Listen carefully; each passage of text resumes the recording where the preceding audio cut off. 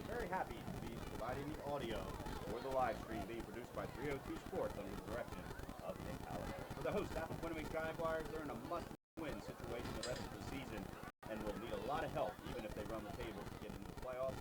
The Jaguars have had an up-and-down season, but enter tonight's game on a two-game winning streak following lopsided wins against the Charter School of Wilmington and Del Castle High. The Middletown Cavaliers are exactly what we've come to expect of this program. Flat out good. Their offense is balanced and running at an efficient pace, topped in Delaware only by the high-flying Smyrna Eagles. On the defensive side of the ball, they're as good as we've seen in recent years. And remember, those recent years include 5 straight trips to the Division I state title game until last year, when on what was considered an off year for Middletown, the Cavaliers only made it to the state tournament semifinals. Marty, although this game is considered a rivalry by many of the locals here because of the proximity of these two schools and the players on both teams practically growing up together on and off the field, you know what? This rivalry doesn't remind me of a Sally St. Mark's or a CR Dover. In fact, it reminds me of the so-called University of Delaware State rivalry because of how lopsided their games have been. Marty, what's it going to take for this game to become a true rivalry,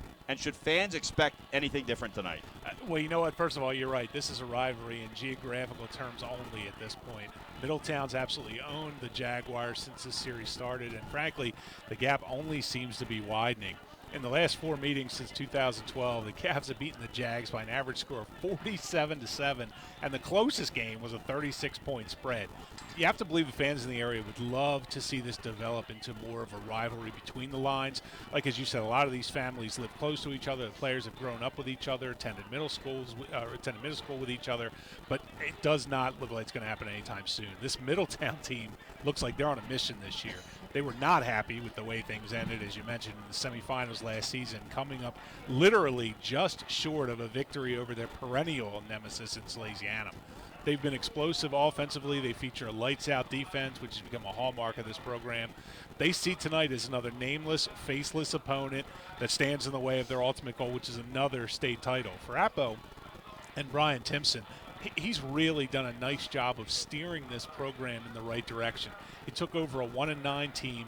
He's led the team to improvement each of his first 2 seasons. He went 2-8 in 2014, 5-5 last year.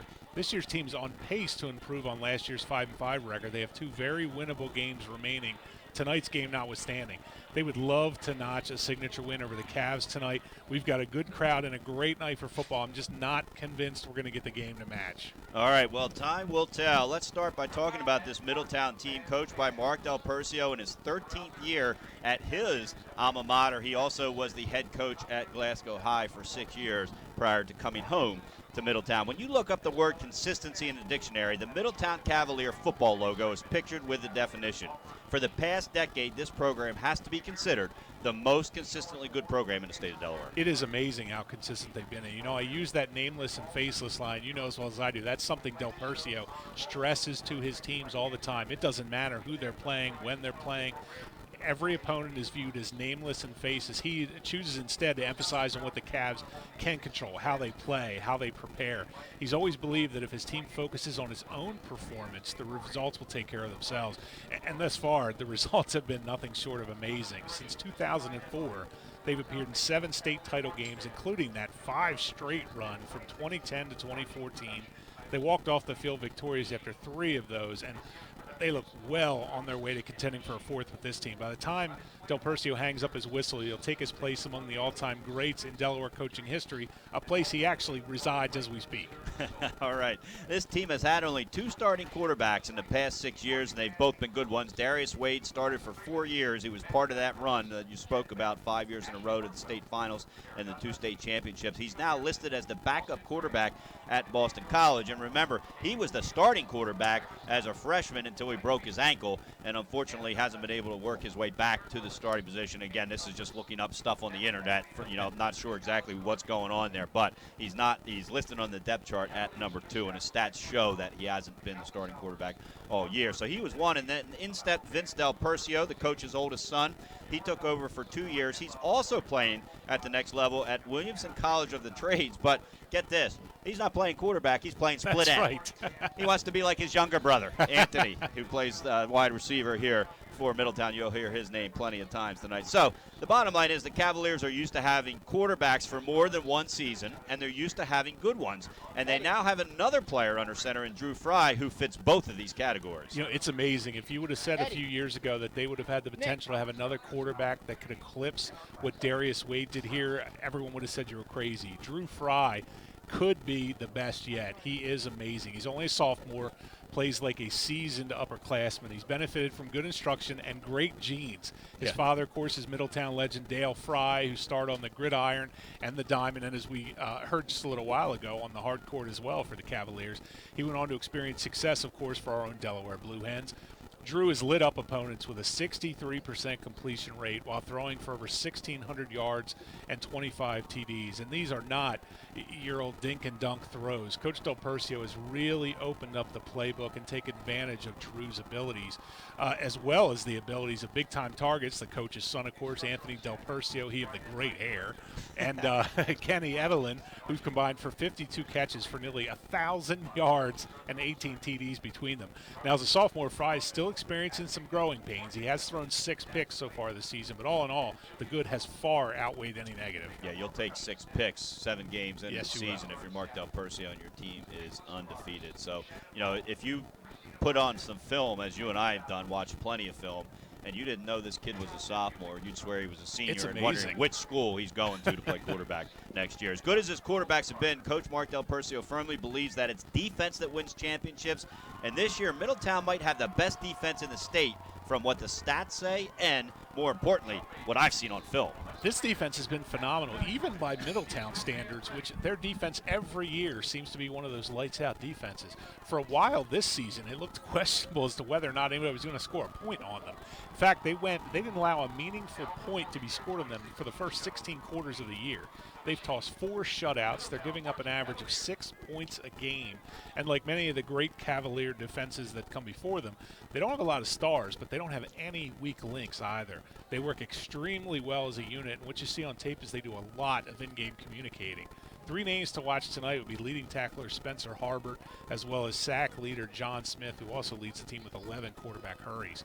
Also, with Appo expected to throw the ball a lot, you got to keep an eye out for senior Trey Austin, who notched those 5 interceptions off of AI a couple weeks ago in Middletown's 42-0 win. All right, those are 3 names you're going to hear. 3 names you're not going to hear are Isaiah Mitchell, Peter Cox, and Markel Weldon, and that's because those guys have gone on. They were all 3 of those guys first team all-state defensive players. You lose 3 first-team all-state defensive players. You hope your defense is in the top 10. Yes, you That's do. how much focus there is on the defense here at Middletown. All right, let's flip the side and go talk about Appoquinimink High School, coached by Brian Timpson.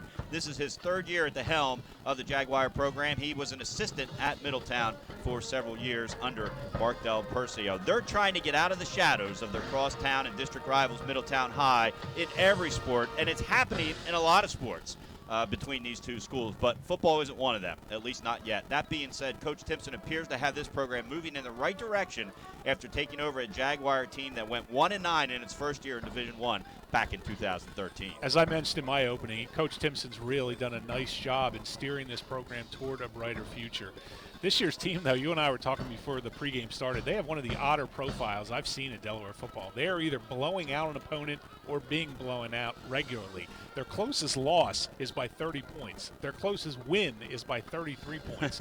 They seem to occupy this odd spot of being far better than the lower-level teams in Flight A, yet not being near good enough yet to compete with the top-level squads. On film against the likes of Delcastle and Charter, their offense really hums and the confidence is very high. But when they take the field against teams like Concord and William Penn, they sometimes struggle to even get first downs, and you can see that confidence disappear. Now, fixing X's and O's is doable.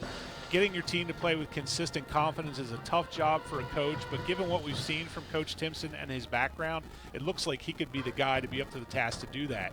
And by the way, even if the Jags lose tonight, again, they still have 2 very winnable games remaining with AI and Mount Pleasant, and a 6-4 record would be nothing to be ashamed of as they go into that off-season program. Yeah, 6-4 gets you into the playoffs a lot of years. Probably not going to happen this year because of the number of the teams ahead of them that are going to finish with 2 losses or better in most cases. All right, they're led by quarterback Kenyon Yellity. He's grown tremendously the past couple of years. He's playing with a lot of poise, a lot of confidence. He's a big kid with a strong arm. He's going to have a big game tonight for the Jaguars to have any chance to win. He is. You know, watching Kenyon on tape this week, I think he's one of the more underrated quarterbacks in the state. He's got good size, as you said. He's very athletic, and he has an absolute cannon of a right arm.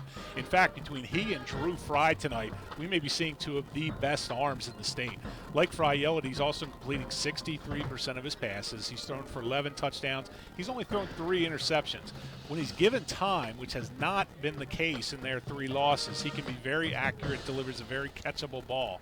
If the Jags have any chance of keeping things close tonight, he's going to have to deliver a strong performance. And for him, that means getting the ball to Emmanuel Kenyon and Jaron Reinhardt, who've combined for 37 catches for nearly 800 yards. Yeah, both these quarterbacks, they can throw the ball 50 yards in the air on a rope, and so they are impressive. We could see a show tonight. There's no wind. It's a perfect football weather here tonight at Appoquinimink High. All right, the Jaguars have a tall task in front of them against this Middletown defense that we talked about. If they're going to have any chance of success, they're going to have to get their spread offense working, and that all starts with junior Derek Thompson, whether it's on a carry or through the air, swing pass, bubble pass, all kinds of stuff that he does. He's the go-to guy on offense that keeps it balanced. That's right. We've seen to employ a successful spread offense, you have to have good balance. Many people hear that term spread and they immediately think pass, but it's much more than that. It's more about opening up the field and creating offensive opportunities in space for your best playmakers, and that always starts with the run game. A solid run game will open things up on the outside, and that's where Derek Thompson comes in. He has carved up opposing D's. He's got 560 yards on only 73 carries. When you're averaging 7.5 yards a carry, it can really open things up in the passing game. If Thompson can get going in the middle early, it could force Middletown to move things around and create more openings for Kenyon Yellity in the passing game. All right, we're closing in on kickoff here. The Middletown band is performing on the field here at Jaguar Stadium. Coming up, Marty and I will take a look at this week's coaches polls for Division 1 and Division 2. You're listening to week number 8, Game of the Week, here on Fox Sports 1290 and watching it live on 302 Sports. Oh, hey, Count Dracula. How was your target run? Ah, fantastic. I had to wait all day for the sun to go down, but I was...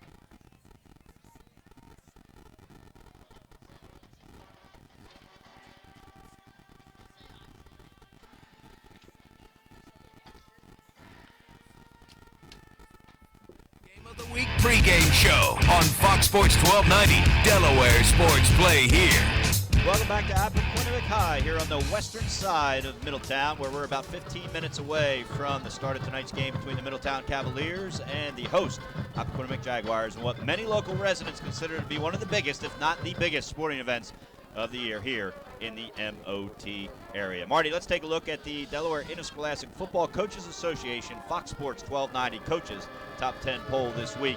And as always, we want to thank Robert Reed for help gathering the votes for this weekly poll, which he has done for several years. Also thanks to Brad Myers and Jason Levine of the News Journal for including us along with the poll that they put together, which is their own poll of opinion of who thinks who is doing what. And it's always interesting to compare the two. All right, not much change in the top three. In fact, no change. Smyrna number 1, Middletown number 2, Sally's number 3. Smyrna got a scare last week, Marty, and you were sending me text messages. I actually had a work commitment on Saturday, so was not following the game regularly. I get in the car, and you tell me, I forget what your text was, but it was a clear message that Smyrna was losing and late and shouldn't be losing to anybody at this point in the season. No, it's amazing. I was following Tim Mastro, who works for the Delaware State News, and with 8 minutes left in the game, he tweets that Sussex Central scores a touchdown to a 14-0. And I don't care if the wind's 1,000 miles an hour. There's no way that Smyrna team should not be scoring any points. And frankly, they proved me right because they finally got it together. Mike Judy and Coach Marks are such masters at finding out different ways to make things happen. They eventually ended up putting 22 points on the board. Sussex Central, you got to give them a ton of credit because everyone, myself included, thought they were going to get run over like everyone else that Smyrna's played this season, but they did a really nice job. But one thing you and I always talk about, the great teams find great ways to win games, and they did it there. Yeah, they certainly did. And we also found out Letty Brown wasn't playing because of an ankle injury. So big loss there when you lose. I don't think it's not arguably the best running back in the state of Delaware. Maybe Graham Roberts, maybe Will Knight also in the background in that conversation, but when you lose somebody with his talent. All right, Sally's, they beat a Dover team that they should have beaten. They play a 6-1 William Penn team tonight at Banner Stadium. That's a big game for both of those clubs. Sally's doesn't want to pick up a third loss. Still a good chance they're in the playoffs with 3 losses given their schedule, but Coach Bill DiNardo would love to not have to be on that fence, which is what he will be if they pick up a third loss, I think. None of that is official, obviously. We'll talk more about that game in a minute. William Penn right behind them. They moved up a slot from 4 to 5 with Concord's loss. And then there's Cape Henlopen. They beat Caesar Rodney, which everybody has done, beat them handily. They've got a game they host Caravel tonight. Caravel in a situation at 4-3 where another loss pretty much guarantees they're not going to be in the Division II playoffs. How do you feel about that game, Cape Henlopen, Caravel? That was kind of interesting. Caravel looked like they were going to be left for dead when the season started. They lost Alex Barker, their starting quarterback, who was a legitimate D1 prospect and still may well be in baseball. But they've really turned it on as of late. They've done a really nice job of regrouping. They got what amounted to their third-string quarterback in the preseason because the guy that was supposed to back up Barker transferred before the season began. So, they beat, I heard people talking about Silver Oak Academy last week being a decent team, and Caravel blew them out. I like Cape in this one because they're at home, and Bill Collick seems to be, we always joke about Cape gets us all revved up 6-7 games to the season, and they kind of fall off the map. They have a little bit different look to them this year, so it would not surprise me to see them take down Caravel. All right, it'll be interesting to see as those scores roll in. Concord drops from 4 to 6 with their second loss. Second time they've played a game without Graham Roberts. Did not even suit up for that game. We saw him injure his ankle originally in that Newark game. He tried to play against Sally's the week after, couldn't do it. Sally's just ended up I don't think it was a blowout necessarily. It was 24-0, right. Something like that. Beat them handily, and now they played without him last week and lost. Now, it'll be interesting to see whether he plays this week. My guess is going to be not. Their next 2 games are against a 1-6 Charter team and an 0-7 Delcastle team. Charter, obviously, this weekend, then Delcastle, and then they have to play this Middletown team in a game at that point. For Concord, maybe we need to win to get in, and for Middletown might be if we win, we have a bye that first week. We'll see how that all unfolds. Of course, it starts here with Middletown winning this game tonight, and that's a game we're going to have that week 10. But does Concord have a chance to make a run in the playoffs without Graham Roberts? Without Graham Roberts, I would say absolutely not. I mean, if he's not back, and I kind of agree, I would sit out the Charter and Delcastle game if for no other reason. He's still got a year left. He's only a junior. Give him some time to heal up. They have enough weapons to beat Charter and Delcastle without him. Middletown, that's going to be a tough task, but if they get into the playoffs, and we've talked about this before as well, they just don't have a passing game. They have a lot of playmakers, but they haven't found a way to get them the ball. So I think you subtract Graham Roberts from that team, it's going to be a very quick out in the playoffs. All right, Sussex Central came into the week at 7, stayed at 7, losing to Smyrna, which everybody else has done. They have Polytech left, a 1-win team this week, Dover, a 2-win team next week, and then Indian River, a Division II 2-win team the following week. So if the stars align, they don't even have to align perfectly. Sussex Central should finish at 8-2. The question is going to be whether 8-2 is going to get them into the playoffs or not. That's just it. And you know what? They're going to rue that loss to Smyrna. They came so close to knocking them off, and you know that would have thrown a wrench into the plans of a lot of different people. It would have really almost sealed Sussex Central in as one of the top 6 teams. Yep. Now they're going to have to fight, and they're going to have to hope that some other things happen and position themselves just right to sneak in there. And one of those things is Appoquinimink at 4-3. They're in a must-win situation. Sussex Tech, they are out of it at 3-4. Dover out of it at 2-5. All right, let's flip over to Division II. Woodbridge, of course, with the big game tonight. They're the number 1 seed. They play number 4, Milford. Both of those teams are undefeated, and that's probably what a lot of people, obviously the Sally's William Penn game is big. It's probably the biggest game in Division I. Without question, the biggest game in Division II is Woodbridge and Milford. Yeah, you hear people talking about it, and I see the message boards when people talk about Sally's and William Penn, and you hear the downstate folks saying Sally's and William Penn, forget it. Woodbridge and Milford.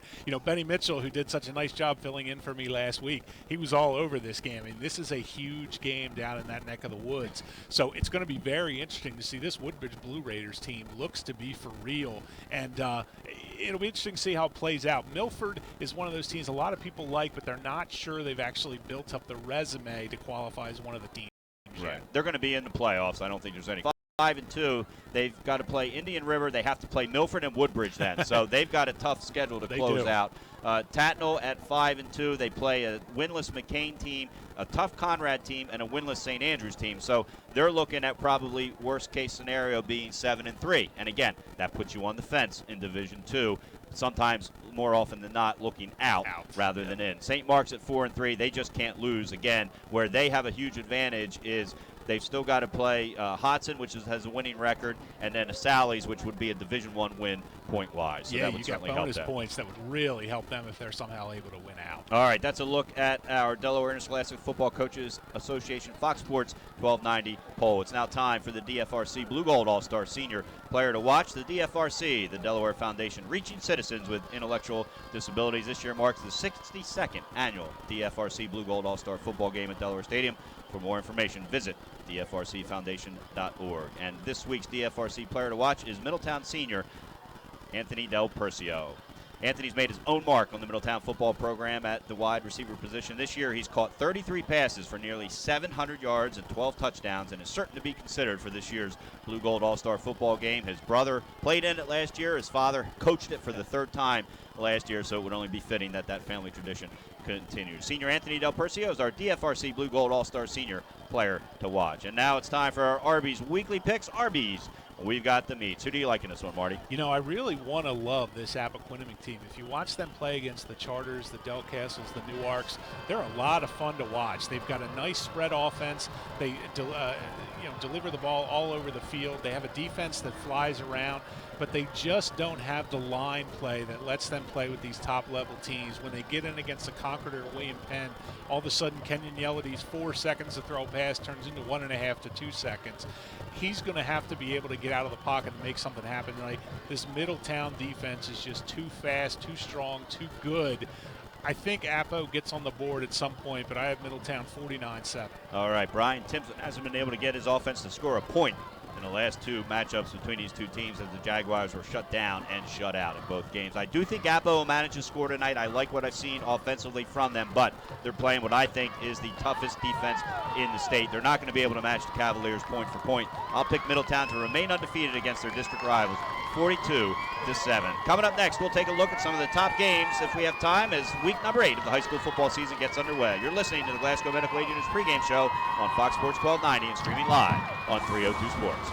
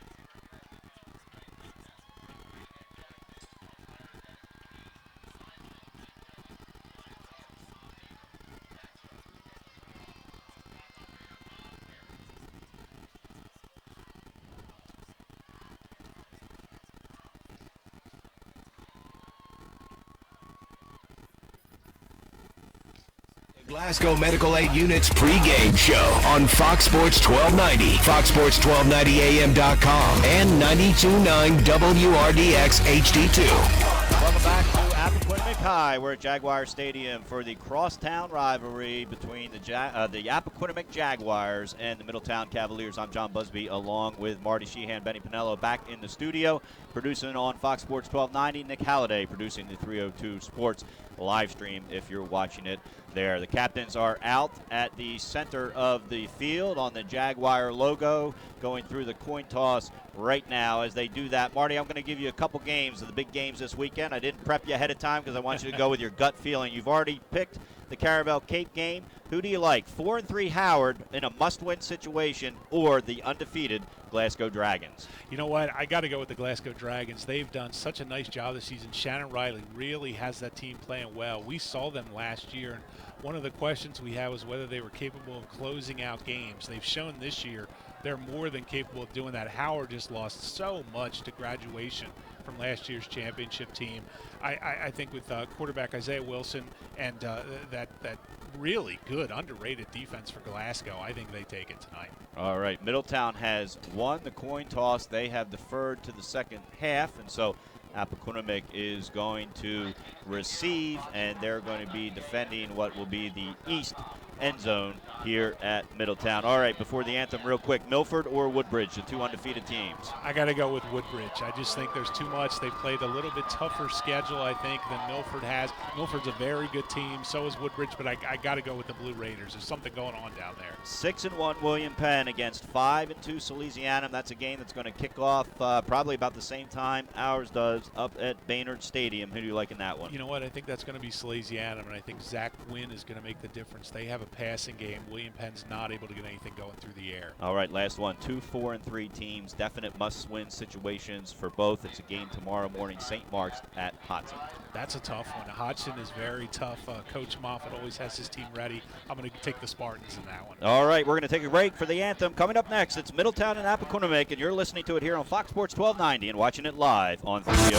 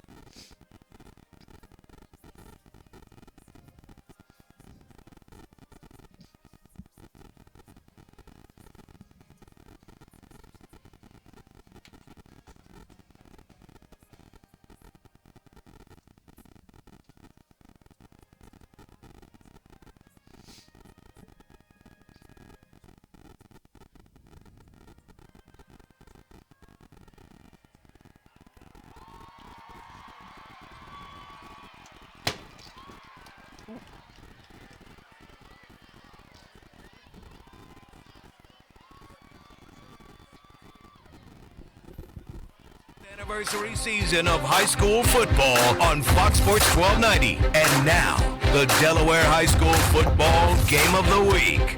Welcome back to Appoquinimink High School, where the anthem is over and these two crosstown and district rivals are ready to go at it. It's the second-ranked and undefeated Middletown Cavaliers squaring off against the 4-3 Appoquinimink Jaguars in this Blue Hen Conference matchup that is so much more to this town than a Blue Hen Conference matchup. John Busby along with Marty Sheehan, Benny Pinella back in the studio, Nick Halliday running the boards for 302 Sports. Appoquinimink is set to receive. Middletown won the toss, and Anthony Del Percio, one of the two captains out there for Middletown, decided that his team was going to defer to the second half, and so that means that Will Nylander will be kicking off for the Cavaliers. The Jaguars are back, and back to receive is Cameron Bernardo along with Derek Thompson, the starting running back. So we're getting set to go here. Middletown in their all-white uniforms with the royal blue helmets, the white M's.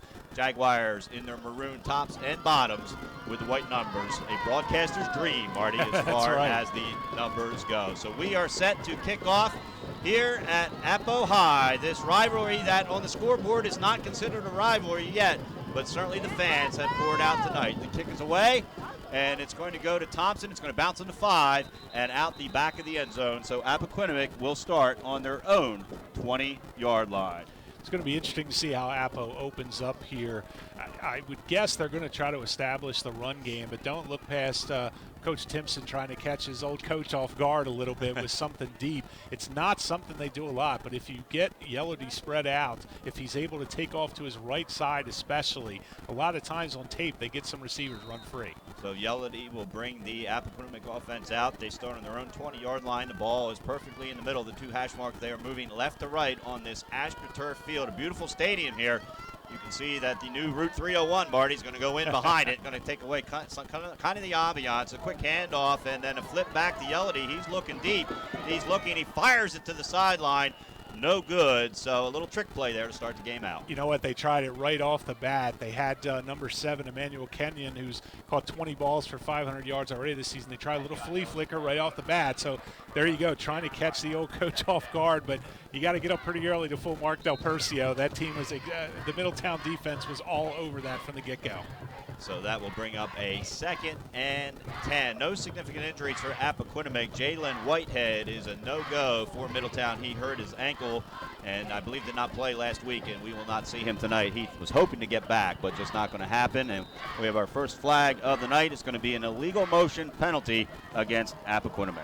Yeah, and that's something they've done a few times on tape. I saw at least 4 examples that I can recall where it's just a little flinch. They have a hard time getting set up. And again, Coach Timpson, it's his 3rd year here. He's still getting his system in place.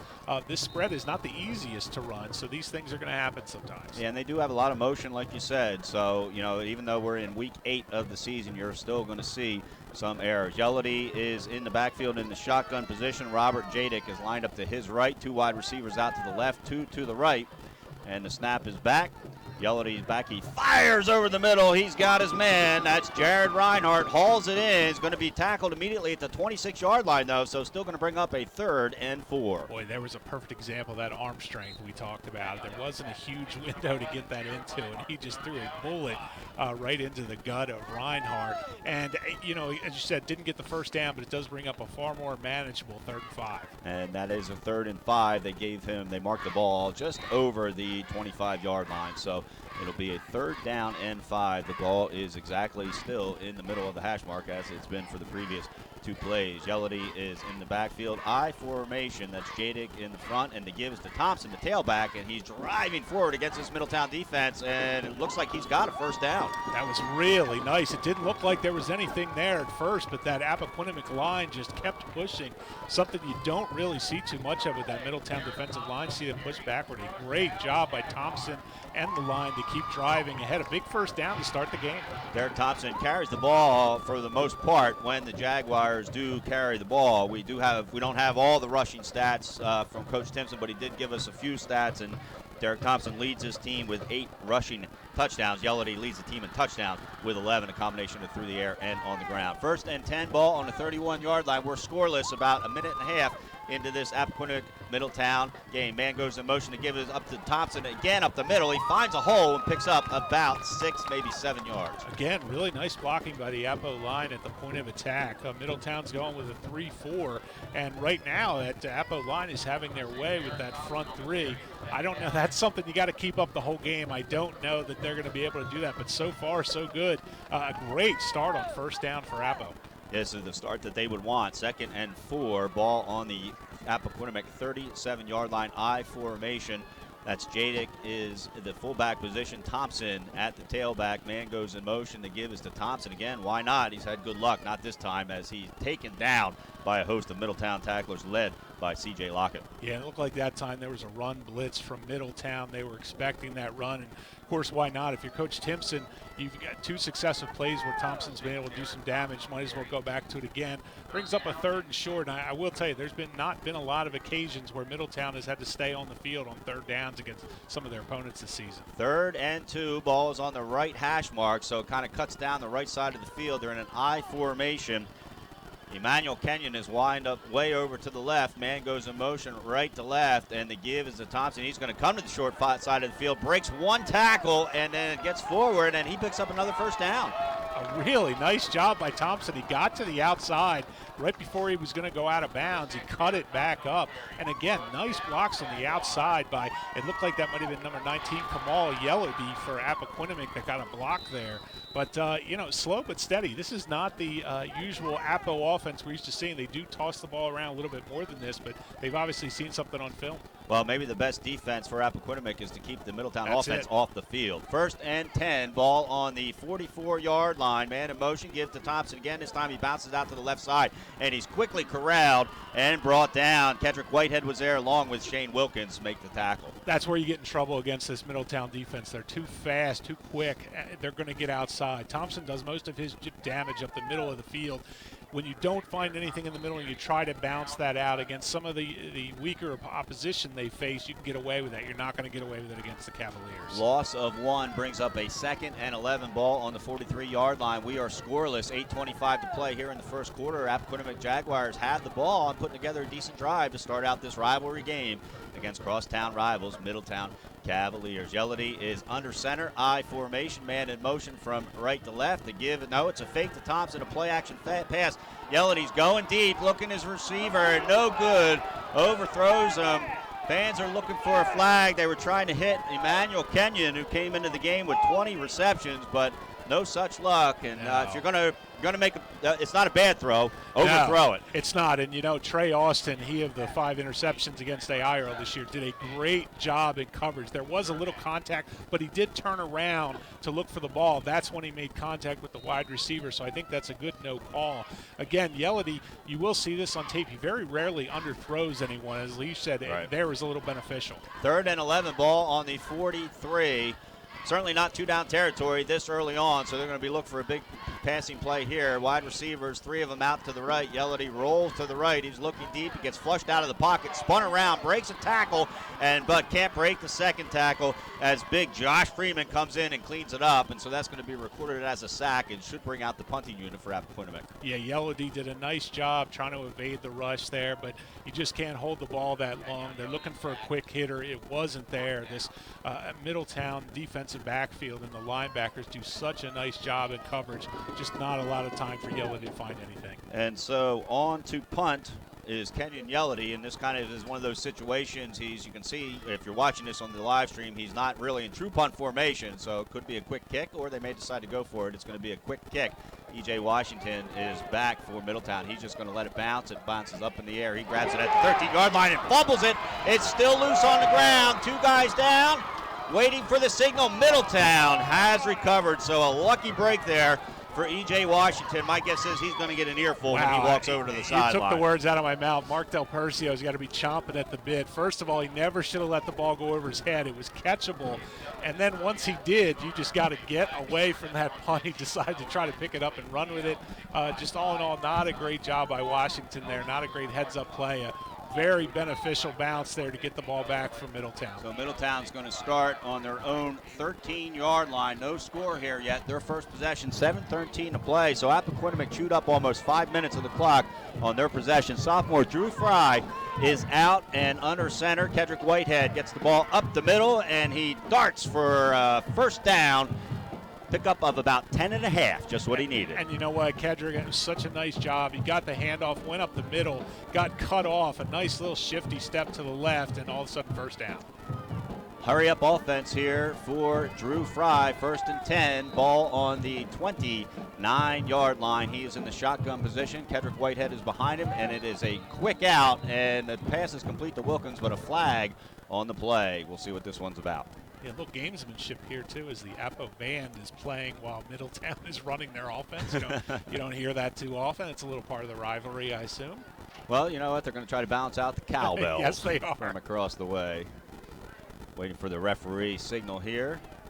And it's going to be a false start, so an illegal motion penalty for Middletown. Appoquinimink has one also. 6:57 to play here in the first quarter. John Busby along with Marty Sheehan. Benny Pinella back in the studio. Nick Halliday producing the broadcast on the live stream. So 1st and 15, ball on the 24-yard line. 2 wide receivers on each side. Fry drops back, and he's going deep. He's looking for Anthony Del Percio. Del Percio jumps up, tries to tip it to himself against the 2 defenders, and falls incomplete. But, geez, what an athletic play. That is when you have trust in your wide receiver. I mean, Del Percio was the only receiver in that to be double teamed. Right. He's the only receiver in the pattern to have double team. He threw it up for him anyway, and Del Percio, out-leaped both defensive backs, almost came down with it. And for those of you not watching on the live stream, he literally tried to tip it to himself. Yes, he did. He wasn't trying to tip it out of bounds. Quick give up the middle of Whitehead in the hurry-up offense. He darts to the right, across the 40 to the 50. One man to beat. He cuts back. He tries to pick up a blocker. He does get the block. 30, 20, 10,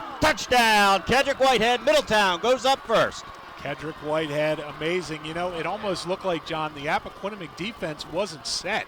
The hurry-up worked a little bit faster than even they thought, and Whitehead was just off to the races for his 8th TD of the season. Did a great job at midfield at cutting back to the left-hand side and giving his blocker a chance to cut off the last Appoquinimink defender that had a chance at him. A 76-yard touchdown run, and you can see just how good that Middletown offense is on that play because, it was pure athleticism by Kedrick Whitehead, but he picked up a couple key blocks, and not one of the 11 offensive players quit until he was in the end zone. And there was a huge hole that he originally ran through at the line of scrimmage, so you're absolutely right. Justin Guthold is on to kick the extra point. He's got 34 of them on the season. Anthony Del Percio, the hold, it's down, and it is good. So with 6:34 to play here in the first quarter, Middletown has struck first, a 7-0 lead over Appoquinimink. We'll be right back.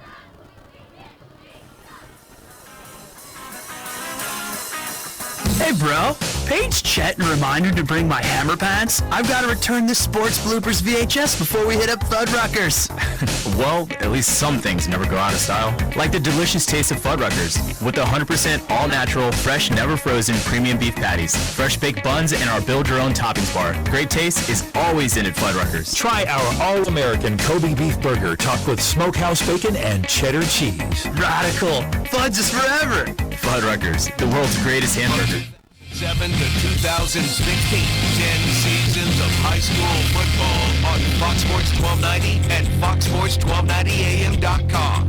Welcome back to Appoquinimink High, where a 76-yard touchdown run by Kedrick Whitehead has given the Cavaliers a 7-0 lead with 6:34 to play here in the first quarter. John Busby along with Marty Sheehan, and Will Nylander is on to kick off.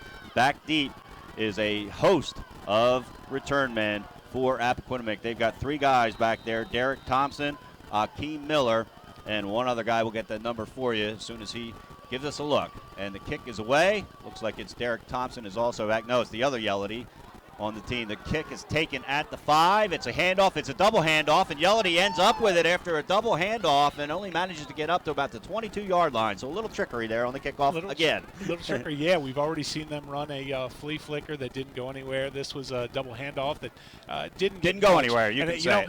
Yeah, really.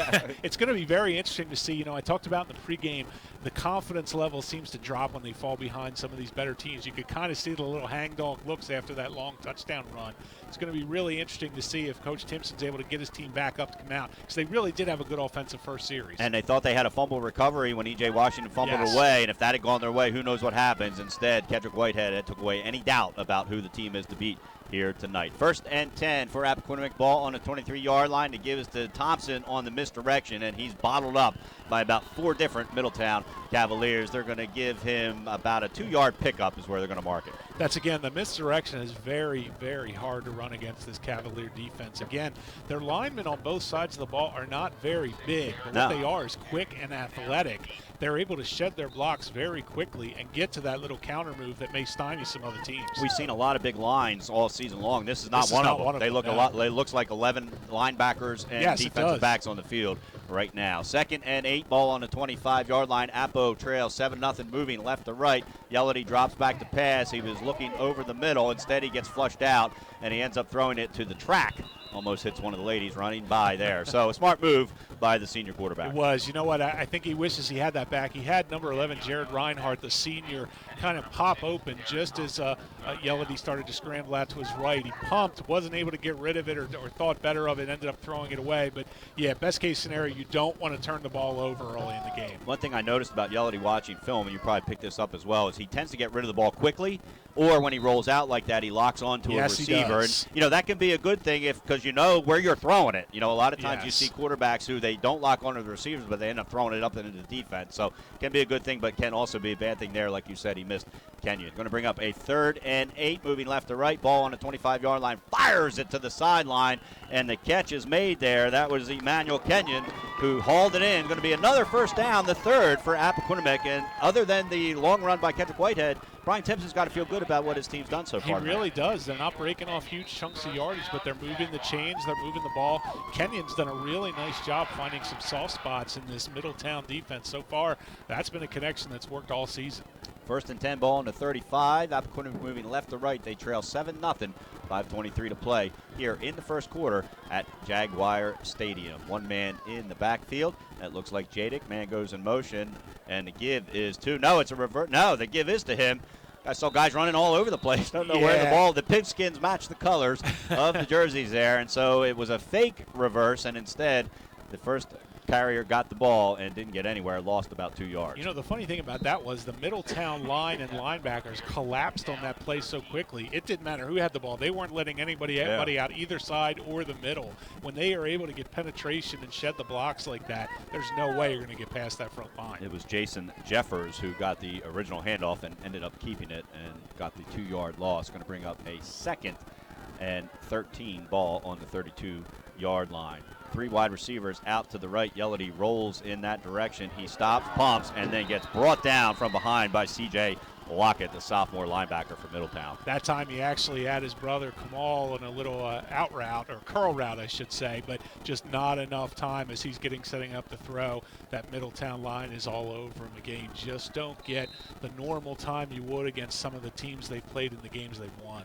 4 minutes to go here in the first quarter. Appo's got the ball 3rd and 20. After picking up a first down on this series, they've gone backwards on a running play and then the sack right there. So a long way to go here. 3rd and 20, ball on the 25, or I'm sorry, on the 25-yard line, right hash mark. 2 wide receivers out to the right, 2 out to the left. Jadick is the lone man in the backfield. He's going to block, and instead Yellity gets flushed out of the pocket. He fires over the middle. He's got his man at the 50-yard line. A great diving catch by Jason Jeffers, and it's going to be a first down for Appo. There's that arm. That was a great throw by Yellity. He got flushed out to his left, so he's going against his body. Just turned and fired a strike to the middle of the field to Jeffers.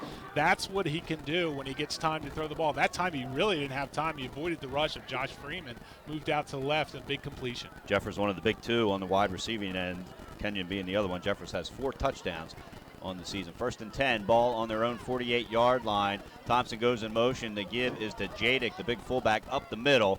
and he's going to pick up about 4 yards to the Middletown 48-yard line. You know, I like that play. You got to get Jadick involved first of all, and second of all, you have to try to soften up the Middletown defense in the middle.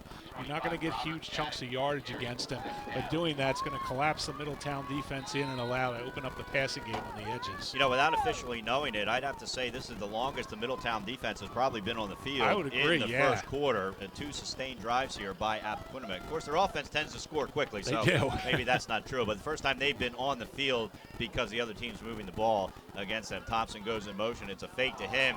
Hand up the middle, and Jadick drops it. Fortunately, falls right on top of it, but is going to lose 2. Going to bring up a third down. That's again, they tried the little, and not too much of a trickery there, but Yellowdy looking as if he's going to throw and then handing it off again. Any little hesitation against this Middletown defense just gives them the opportunity to get honed in on the ball carrier. Big out-of-town game downstate. Woodbridge has taken a 6-0 lead over Milford. Glasgow leads Howard 6-0. Benny Pinelli sending us those scores from the studio. 3rd and 8, ball on the 50-yard line. Double slots. Yellowdy drops back, and he whips it to the sideline. Has his man. That's Emmanuel Kenyon. Another first down, this time at the 40-yard line. 1st and 10, Appo. A great throw by Yellowdy. He actually was off his back foot. He didn't even get an opportunity to step into that throw. Still had enough juice to get that thing 12 to 15 yards down the field. A perfect strike. And that's where I was talking about watching film from him. He tends to get rid of the ball quickly. He does. And it paid off there because the Middletown defenseman did not have time to get back until the completion was made. 1st and 10, ball on the Middletown 40-yard line, minute 40 to play. The Jags trail 7-0. This is a pitch to Thompson around the left side, and Thompson breaks across the first down to the 29-yard line, and Appo is moving the ball. See, that's what we talked about in the pregame again. You've got to be quick strike against Middletown. You can't dilly-dally with the ball. You get that immediate pitch, and actually from our angle, I would say that was a forward pass. He actually looked like he pitched it a little bit forward, but great job by Thompson just to hit the hole and take off for another first down. Appo trying to get the ball moving here. Not necessarily hurry-up offense, but they didn't huddle for long. The referee had to stop them so they could reset it. 1st and 10, ball on the 28-yard line. That's another one of those pitches you were just talking about, Marty, to Thompson, and he gets pushed out of the far sideline. Looks like he picked up about 2, maybe 3 yards. We'll see where they end up spotting it. It's funny. You don't usually see teams run the exact same play twice in a row. They did it there. Again, the little forward pass. I'm not sure the scorekeeper is going to call it that way. But, again, you know, a nice little pickup. They're trying to stretch the field. They're trying to get this Middletown defense guessing. And it looks like they're going to give them about 2 yards on the play. Going to bring up a 2nd and 8. Ball on the 26-yard line. Left hash moving left to right as we see it. Low snap. Yellowdy picks it up. He gets forced out of the pocket. He's rolling to his right. Fires into the end zone and out of bounds to Emmanuel Kenyon. Going to bring up a 3rd down. And that was just as well. You almost get the feeling he was throwing that away because Kenyon actually caught that ball about 4 or 5 yards out of bounds. And, you know, I said the band was part of the rivalry. I'm not sure they know how this goes on offense as well. So I think the band just plays when the band wants to play. Hey, if you're that good, you just keep going with it. That's right. We got 2 good bands here tonight. We saw the Middletown band perform before the game. I assume we will see the Appo band perform afterward. 3rd and 7, ball on the 26-yard line. Minute 20 to play. Middletown leads 7-0 over crosstown rival Appoquinimink. I formation. Man goes in motion from left to right. The give is to Thompson. He tries to follow the block of his fullback, Jadick, and instead is taken down by several white jerseys, led there by number 79, Caleb Weatherford. Nice job of adjusting there by the Middletown defense. They weren't going to let that inside run go. Jadick's actually done a nice job this season of kind of blocking the hole open for his running back on the whenever they run those little counter plays or trap plays. That time the Middletown defense was all over it. Going to bring up a 4th and 6. The ball is on the 25-yard line. There's 45 seconds left to play here in the first quarter. And they're going to have to either run a play or call timeout. And it looks like they're not in any hurry to run a play. Looks like they're going to call a timeout here. Coach Timpson just signals for it. They are going to take a timeout. We're going to take it with them. You're listening to Fox Sports 1290 Game of the Week and watching it live on 302 Sports. Middletown 7, Appo 0. DFRC is much more than the Blue-Gold All-Star Football Game. Since 1974, DFRC has held another fundraiser, the Holidazzle, to raise funds that support programs to enrich the lives of Delawareans with intellectual disabilities. Buy your tickets today for a starry night at this year's DFRC Holidazzle event on November 5th at Hocassin Athletic Club. Enjoy music, delicious food, cocktails, and a silent auction while raising funds to enrich the lives of Delawareans with intellectual disabilities. Visit dfrc.org to get your tickets today. Welcome back to the Delaware High School Football Game of the Week on Fox Sports 1290. It is 4th down and 6. Ball on the 25-yard line for the host Appoquinimink Jaguars. They trail 7-0 with 34 seconds to play, and it looks like coming out of this timeout, they are going to go for it. They're on the left hash. The snap is back to Yellity. He's looking, and he's flushed out. Looks like he's going to try to run it instead. He runs right into his own man and a defender. That was Ahmad Westbrook that took him down, so that's going to be a turnover on downs. You know what, that's a shame. It looked like he had a hole if he would have just shifted to the left, but he ended up running into his own guy. As you said, he's trying to throw the block. And you know what, I'll tell you something, John. For the first 11 and a half minutes of this quarter, I'm more impressed with Appo than I have been in any of their 4 victories. They look like they belong on the same field as Middletown tonight. And it's been hard to tell, as you talked about in the pregame. They've either gotten beat badly by the best teams in the Blue Hen Conference or beaten up on the worst teams. And as Dan McCall, a friend of mine who does the scoreboard here, said, we're in a running clock situation, it seems, all the time. Sometimes it's positive, sometimes it's negative. Middletown, Kendrick Whitehead up the middle, just like he finished off the last time he carried the ball. Only this time he's brought down at the 49-yard line. So another big gain for Kendrick Whitehead. You know, these are just real quick runs up the middle, but the Middletown line is just ripping holes in the front of the line for Appoquinimink, which we've seen against some of the better teams this season. Clock stop with 21 seconds to play while they move the change. Now it's moving, and so is Drew Fry, the sophomore quarterback, in the shotgun position. He drops back. He's looking, tucks it in his left arm. He runs around the left-hand corner. He's across the 40 to the 35, 30, drags a man down with him out of bounds. That was Jared Reinhardt, and the two of them kind of wrestled to the ground, but not until Drew Fry picks up a big first down with 7 seconds left in the quarter. You know, this is one of the examples we talked about where he looks like a seasoned kid. He tucks it in the right arm. He gets out of bounds. He's not going to give up the fumble, gets nice yardage, and then gets taken out of bounds. Possibly a late call there. But two wide receivers on both sides. The clock is stopped because of the out-of-bounds play. They give us the Whitehead up the middle again. He breaks a couple tackles, darts out to the right. One man to beat, gets taken down at the 4-yard line. A flag on the play. My guess is that's going to be a face mask, but either way, it's going to be a first down unless it is against Middletown. A big run by Kendrick Whitehead. Yeah, that looked like he got ripped down by his face mask at the end of that run. Again, a huge hole in the offensive line that Whitehead, you know, we've seen Drew throw a couple times now, but really they haven't needed it. This Middletown offensive line is just gashing the Appoquinimink defensive line and linebackers. Their referees are discussing it, Anthony Del Percio, the captain of Middletown, is trying to listen to see what's happening here. Still no official signal.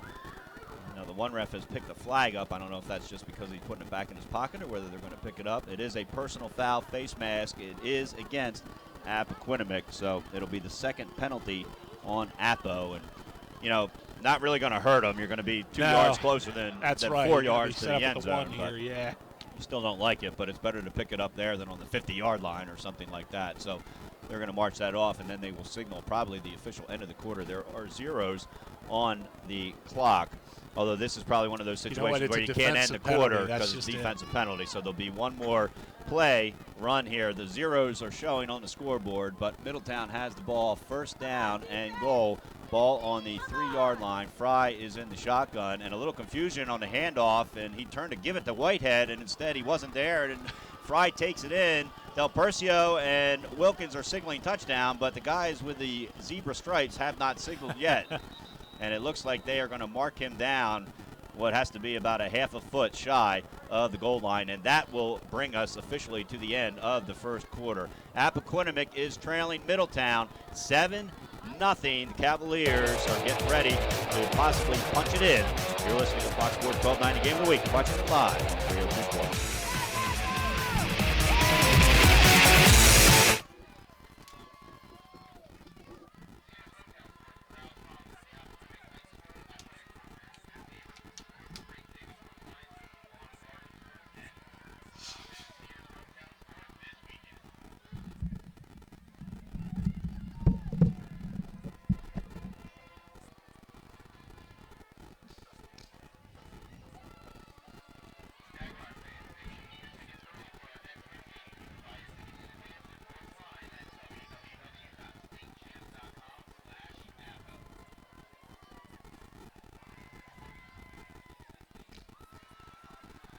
Welcome back to Jaguar Stadium, where Middletown has a 7-0 lead and the ball on the 1-yard line with 2nd and goal to go. John Busby along with Marty Sheehan as we're getting ready to start the second quarter of play here in front of what looks to be a pretty packed house. I don't want to say every seat is taken, but it's safe to say this is as crowded as it's been all year at Jaguar Stadium. The snap goes back to Fry, and he just tiptoes into the end zone for a 1-yard touchdown run. Yeah, there's nothing you're going to be able to do there. Again, the Appoquinimink defensive line is just being blown off the ball with great consistency now by Middletown. And if that's something they can't get corrected or stand up to, it's going to end up being a very long night for Appo. So what is about a foot-yard or 1 foot long run for Drew Fry around the right side. For Fry, that was his 4th rushing touchdown. He's also got 25 through the air, so his 29th touchdown overall. In to kick the extra point is Justin Guthold. Anthony Del Percio on the hold. The snap is back. The hold is down. The kick is up. And it is good. So with 11:55 to play here at Jaguar Stadium, Middletown has taken a 14-0 lead. We'll be right back. You're listening to the Fox Sports 1290 Game of the Week and watching it live on 302 Sports.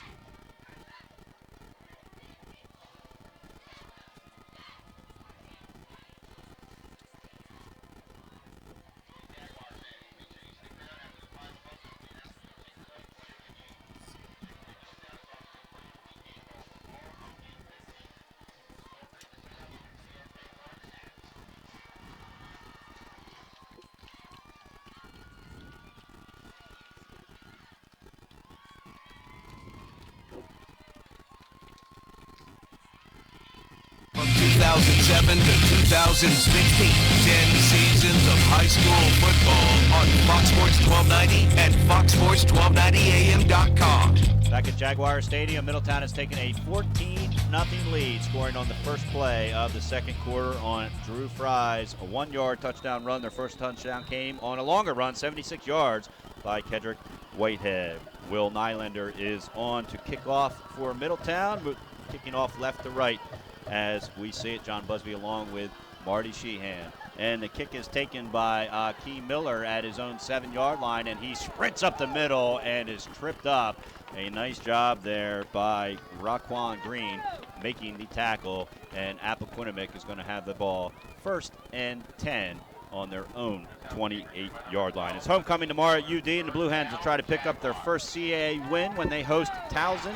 You can hear all the action starting with Blue Hens game day at 2:30, followed by kickoff at 3:30 as Scott Klaskin and Matt Janis bring you all the action on our sister station, 94.7 WDSD. Joe Flacco is going to be on hand as he's being inducted into the UD Hall of Fame. The ceremony is tonight. Scott Klaskin, I was talking to him earlier tonight. He's actually emceeing that event tonight. He was looking forward to that. The new university president, the new university athletic director, both going to be on hand. 1st and 10, ball on the 28. The pitch is to Thompson around the left side. He's trying to get around the edge and can't, gets forced out. They're going to give him the ball, spot it at the 32-yard line. Yeah, just not a lot there. I'm actually surprised they're not going to try to go back up inside, and possibly they will. That's where Thompson was able to do some damage before.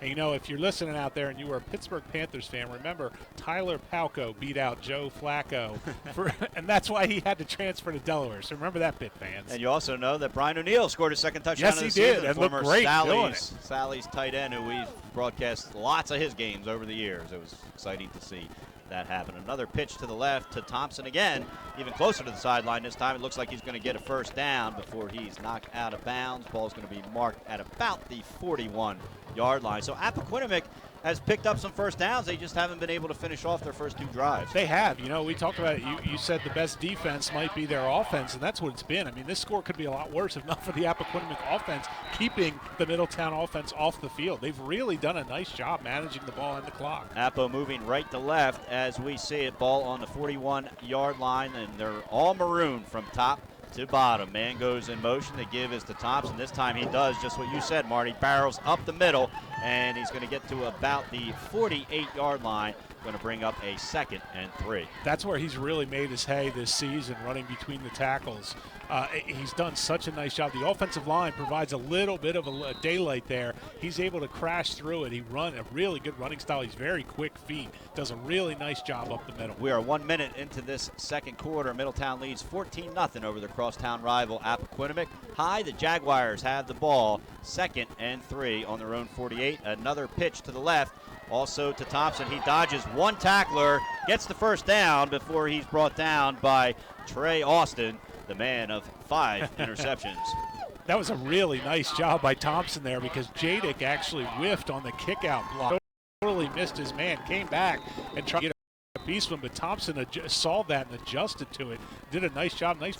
Third series where they picked up at least 2 first downs. 1st and 10 ball on the Middletown 47-yard line. To give is to Thompson. He goes up the middle, but then bounces out to the left side. E.J. Washington drags him down, and there's going to be a late flag there. That's a good call. I agree. You get a horse collar tackle there. He got him right between the numbers, up around the top of the jersey. So, yeah, add 15 to this, and all of a sudden, Appoquinimink is in great scoring position. Yeah, not a smart play there. Mark Del Percio is not going to be happy when he sees that on film. It happened in front of the Appoquinimink sideline, so it was hard for him to see how far out of bounds he was, but he was definitely out of bounds. Yeah, great job again. Thompson is really getting his work in tonight. We don't usually see him carry the ball this much. If you watch them on film, they have a really good balance mix of pass and run. Tonight, they've been able to do most of their damage on the ground. And now another flag from the far sideline, and I'm not sure if maybe one of the Middletown coaches was chirping. Mark Del Percio wasn't close to the official, so he wasn't. It's not him, and we'll see what this call is going to be. Mark's coming down. It may be a sideline warning. We'll see here. The referees have gotten together, and that's exactly what it is. It's a sideline warning, so they were too close to the chain gang down there, and so they took care of that. And so that's going to bring us back to the game action. 1st and 10, ball on the Middletown 24-yard line.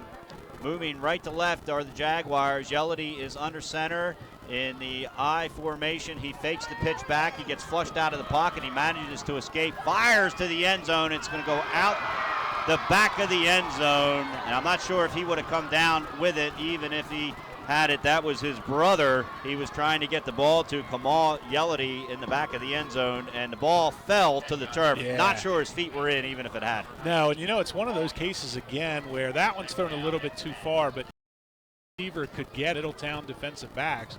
Now again, that one was a little bit too far, but he always came down with it. That was almost a spectacular throw and catch. For all the throwing that he does, Yellity only has 3 interceptions compared to 11 touchdowns. So that's a stat a coach will sign up for any day of the week. 2nd and 10, ball on the 24. They go back to the bread and butter. Thompson on the ground, and he picks up about 5 yards before he's dragged down by number 3, Kedrick Whitehead of Middletown. Again, nice job of adjusting. He saw the hole on the right side, actually took a little stutter step to let the linebacker run past and then ran through the hole. He's done such a nice job of finding these little pieces of daylight in the Middletown defense. Really impressed with him so far tonight. Yeah, with few exceptions, every time he's touched the ball, he's picked up 4 or 5 yards. Yeah, that's it. 3rd and 6, ball on the 20-yard line for Appoquinimink I formation. Yellity is under center, 2 wide receivers, 1 out to the left, 1 in the slot who goes in motion, and he fires it out to the right in a great defensive play. There is a flag on the near sideline, might be a hold on the defender, but on the other side, a great play on defense by Raquan Green, who jumped in front of the route and knocked that ball down. We'll see what this flag is all about.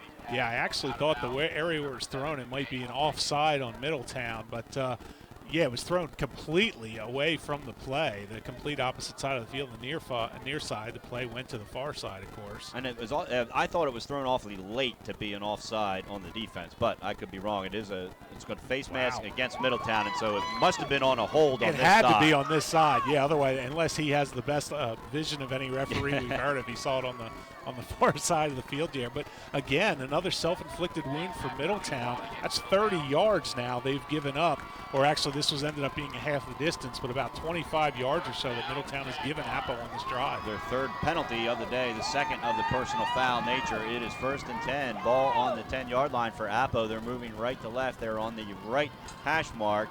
Kenyon is lined up way out to the left, and they pitch it to the right. That's Thompson, and he's bottled up quickly by the Middletown defense. Looks like he may have gotten back to the line of scrimmage, and that was it. That's a tough task for Thompson to go to the short side of the field against this Middletown defense. He needs room to operate, and that time there's just nothing there. Kenyon Yelledy is trying to lead his team down and get them in the end zone. 9 minutes to play. It is 2nd and 11. They gave him a 1-yard loss on that play. Still lined up on the right hash mark, moving right to left as we see it on this turf field. Yelledy is back to pass, looks, fires over the middle for Kenyon. Kenyon's got the ball. Did he get his feet down? Touchdown! A great pass. Wow, sonic boom goes off here at Appo. It scared half the crowd. But a great pass from Kenyon Yelledy. And again, he put it right where his own receiver could only get it. And Kenyon with a great catch to come up with that one. And this Middletown offense, boy, the time of possession, I mean, Middletown's probably had the ball for 2.5 minutes maybe. And now they're starting to make it count. Now you're back to a one-possession game. And again, you've eaten up most of the second quarter, most of half of the second quarter. Marty, that was a great pass and a great catch by two great athletes. And Brian Timpson's got to be happy with what he saw there. Looks like they're going to try to go for 2 here. Appoquinimink trails 14-6. Yelledy is in. He's looking over at the sideline. Coach Brian Timpson is yelling something. He doesn't want to use a timeout here. I formation with one set off back. Thompson gets it up the middle, and he's into the end zone. The 2-point conversion is good. It's 14-8. Middletown over Appoquinimink. The Jaguars have scored. They are really fired up here. This place is going crazy. Thompson himself is going nuts on the sideline. He did a great job of bowling in for the 2-point conversion there. You have to think that at this point, you know, they're not going to get too upset about it, but Middletown's got to be a little shaken. They're not used to having a team drive completely down the field and punch one in. So this is something they're going to have to adjust here. You know, they will because of the type of team they are, but it's going to be really interesting from this point forward to see how Appo responds defensively. We've got one break left, but we're going to keep it right here. I want to give a big thanks to our newest partner, NKN Films, for their outstanding design on our 2016 high school football schedule poster featuring this year's games and our Fox Sports 10th anniversary team. Check out the poster at foxsports1290am.com and visit nknfilms.com for all your video needs. Marty, what that drive, I mean, the first 2 drives gave them confidence that we can move the ball against what I think is the best defense in the state of Delaware, and I know a lot of other people think the same thing. But now they've scored against that defense. Now, Middletown hurt themselves with those 2 penalties, yes, but they did. A score is a score. Joe Scarpinato is in to kick off. Actually, that's not Scarpinato. That is Kenyon Yelledy kicking out. For what reason, I'm not sure. And E.J. Washington's going to let it trickle out of bounds. And he that may was a not smart do it move. again. Yeah, Timpson wasn't happy. You can see the look on his No. face. Scarpinato has been doing all the kicker, kicking. Yeah, so. I'm surprised that they had Yelledy do it. I don't know if they thought maybe the momentum. He was so fired up he'd kick it out of the back of the end zone. But yeah, they're going to end up giving Middletown the ball in prime field position here, and not something that Drew, or actually looks now like they're going to take the penalty and re-kick it. That kind of surprises me. I'm surprised that Coach wants to take a chance on running this back, but you know he's where he is for a reason. Yeah, well, and he's got Kedrick Whitehead and E.J. Washington are both back to receive the kickoff, and you know sometimes you just decide, you know what, let's see what we can do. That's right. And maybe Mark Del Percio wants to see if one of these 2 guys can break one and get this momentum right back where it belongs. But either way, Kenyon Yelledy is going to be kicking off. I'm looking for Scarpinato's number. I can't see it, number 4, anywhere on the sideline. And the kick is going to be taken on one bounce by Whitehead at his own 15-yard line. He's kind of inching his way up the left side, and he's brought down a flag on the play. We'll see what that's all about. But either way, it's going to be Middletown's ball. You know what? Scarpinato is in a walking boot out of his uniform on the sideline now. So something happened somewhere along the line before we came into tonight. But yeah, he is no longer kicking. So now we know why Yelledy was in there. It's going to be real interesting now, the adjustments. There's only so much you can do in game, but Appoquinimink has to do something, whether it's move the linebackers up, try to clog some of those holes. They can't let Whitehead just take off again. Remember, Jalen Whitehead is out tonight. He's been a huge offensive weapon, a kind of safety valve, if you will, for Drew Fry. He's done a really nice job out of the backfield, 15 catches, 278 yards. They're doing this without him. And he's also one of the kickoff returners. Yes, he is. So he would have been in there on that. The penalty was a holding penalty. He's going to back Middletown up to their 22-yard line. 1st and 10. The give is up the middle, and the tackle is made at the 27-yard line. Trying to catch the number of the ball carrier there is number 13. That is Jeff Lockwood, getting a rare carry. Came in with a 7.8 average. And right away, Fry drops back, fires over the side on the slant to Anthony Del Percio, who picks up the 1st down. They're going to mark him down at the 39-yard line. That's just a pass that not a lot of kids in Delaware can make, with the defensive back converging from over the top. Just zips it right into Del Percio.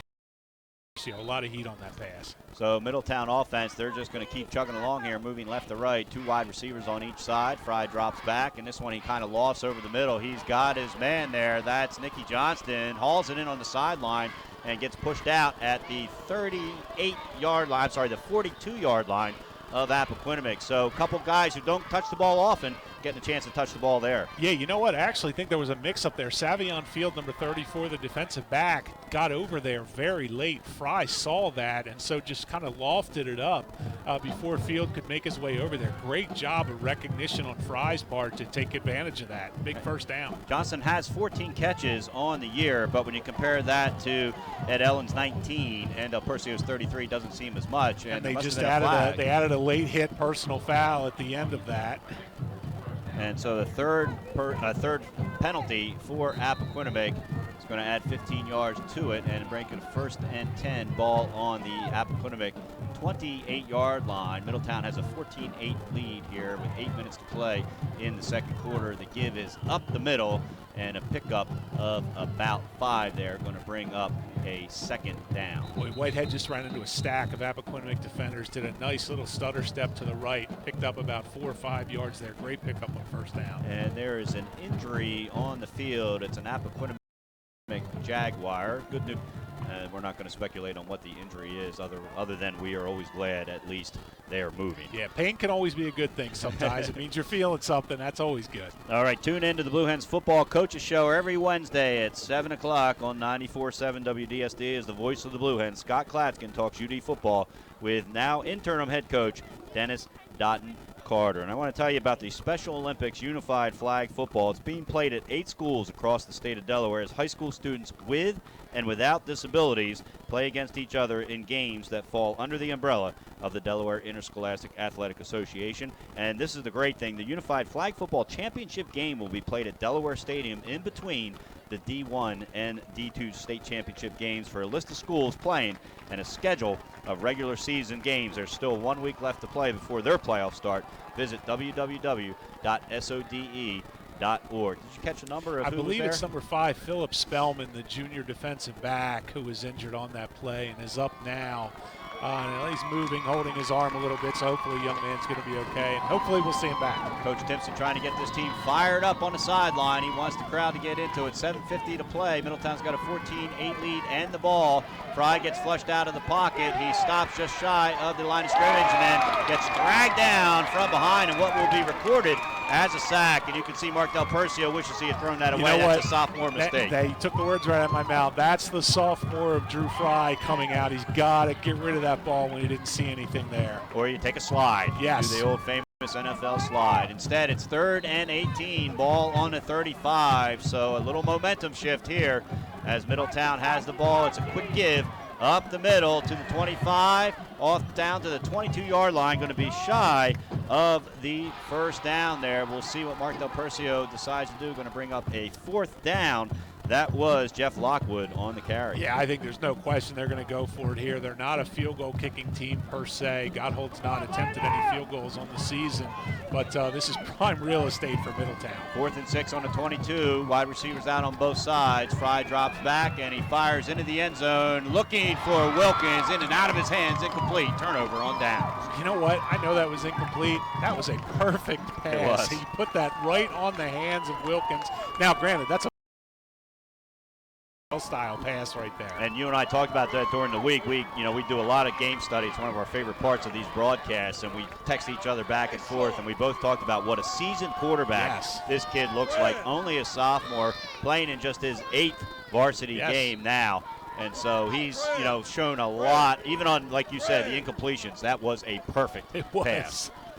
And, by the way, real quick, that's the first stop. They scored a touchdown. They followed up with a defensive stop. Good point. So momentum shift here as Appoquinimink takes over, and just like that, a fumble on the first play, but the Jaguars fall on top of it to maintain possession, but they're going to end up getting about a 4-yard loss, bring up a 2nd and long. Yeah, it looked like a little confusion there. Previously, Yelledy had been zipping that little toss out to Thompson right away. This time he kind of ran with him for a few steps and then threw it. Thompson looked like he'd anticipated the ball being there a little bit sooner. Either way, it's a loss, and right now they can't afford to go backwards. Benny shooting us some out-of-town scores. South and William Penn, 0s at the end of the first. Cape and Caravel, 0s at halftime. Wow. Smyrna beating Cesar Rodney 32-7. No surprise there. 2nd and 14. Ball on the 19-yard line. Appo moving right to left. They're on the left hash mark. Yelledy drops back, fires over the middle, has his man, but a big hit. And taken down there is Jared Reinhardt. He's going to pick up probably about 7 yards, going to bring up a 3rd and long. That's a nice job by Reinhardt. He actually looked like he was going to run a go route, and then all of a sudden stopped right in the middle of the defensive backfield. Found a little opening there, a little soft spot. Got the pass. It brings up the board says 3rd and 2, but it's 3rd and 7. A little off there. First time the board hasn't been up with us. They've done a great job, whoever is on that scoreboard. Snap is back. Yelledy drops back. He gets flushed out of the pocket to his left, and then he zings it to the sideline, and it's nearly picked off there by Middletown. A nice play on defense by Trey Austin, the transfer, or I don't know if you call it a transfer. He came from Eastern Christian Academy, which no longer exists, but the former Eastern Christian Academy player, and the referee has blown a whistle here. It's going to bring up a 4th down. I don't see a flag on the field. I didn't see a flag either. But they're meeting here, and Appoquinimink is pointing to at Middletown. Yeah. So this will be an interesting call to see what happened here. I still don't see. I do see the flag now, way on the other side, which, I mean, the play was on our side. We're on the near side in the home press box behind the Appoquinimink bench. Hard to tell if maybe they're calling a second sideline warning. Remember, would result in a personal foul. Right. And they're still discussing it. Referee has not made a signal yet. Coming over now. We are at the 5:21 mark here in the second quarter. Middletown with a 14-8 lead. And that's what it was, it's a second sideline warning, so it's a personal foul. So instead of 4th down, Middletown picks up their 3rd personal foul, 2 of them on the face mask variety. Actually, a late hit, a face mask, and now a sideline warning. Now, it must not be they gave him 5 yards. Yeah, they gave him 5 yards, so, which, and I assume we're going to see Yelledy again line up with punt formation. I can't imagine they're going to go for it from their own 32, given what they've been able to do tonight. Yeah, right now you're a score behind. Yes. And so you don't take a risk like that, I don't think, at this point in the season. Maybe if you're 3 and 4, not if you're 4 and 3. But that's why we're up here, Marty, because guess what? They're going for it. 4th and 1. Yelledy under center. Looks like he's trying to get Middletown to draw off sides. And now they're going to call timeout. So that's exactly what they were trying to do. We're going to take our final timeout along with them. It's 14-8. Middletown leads Appo. 5:21 to play here in the second quarter.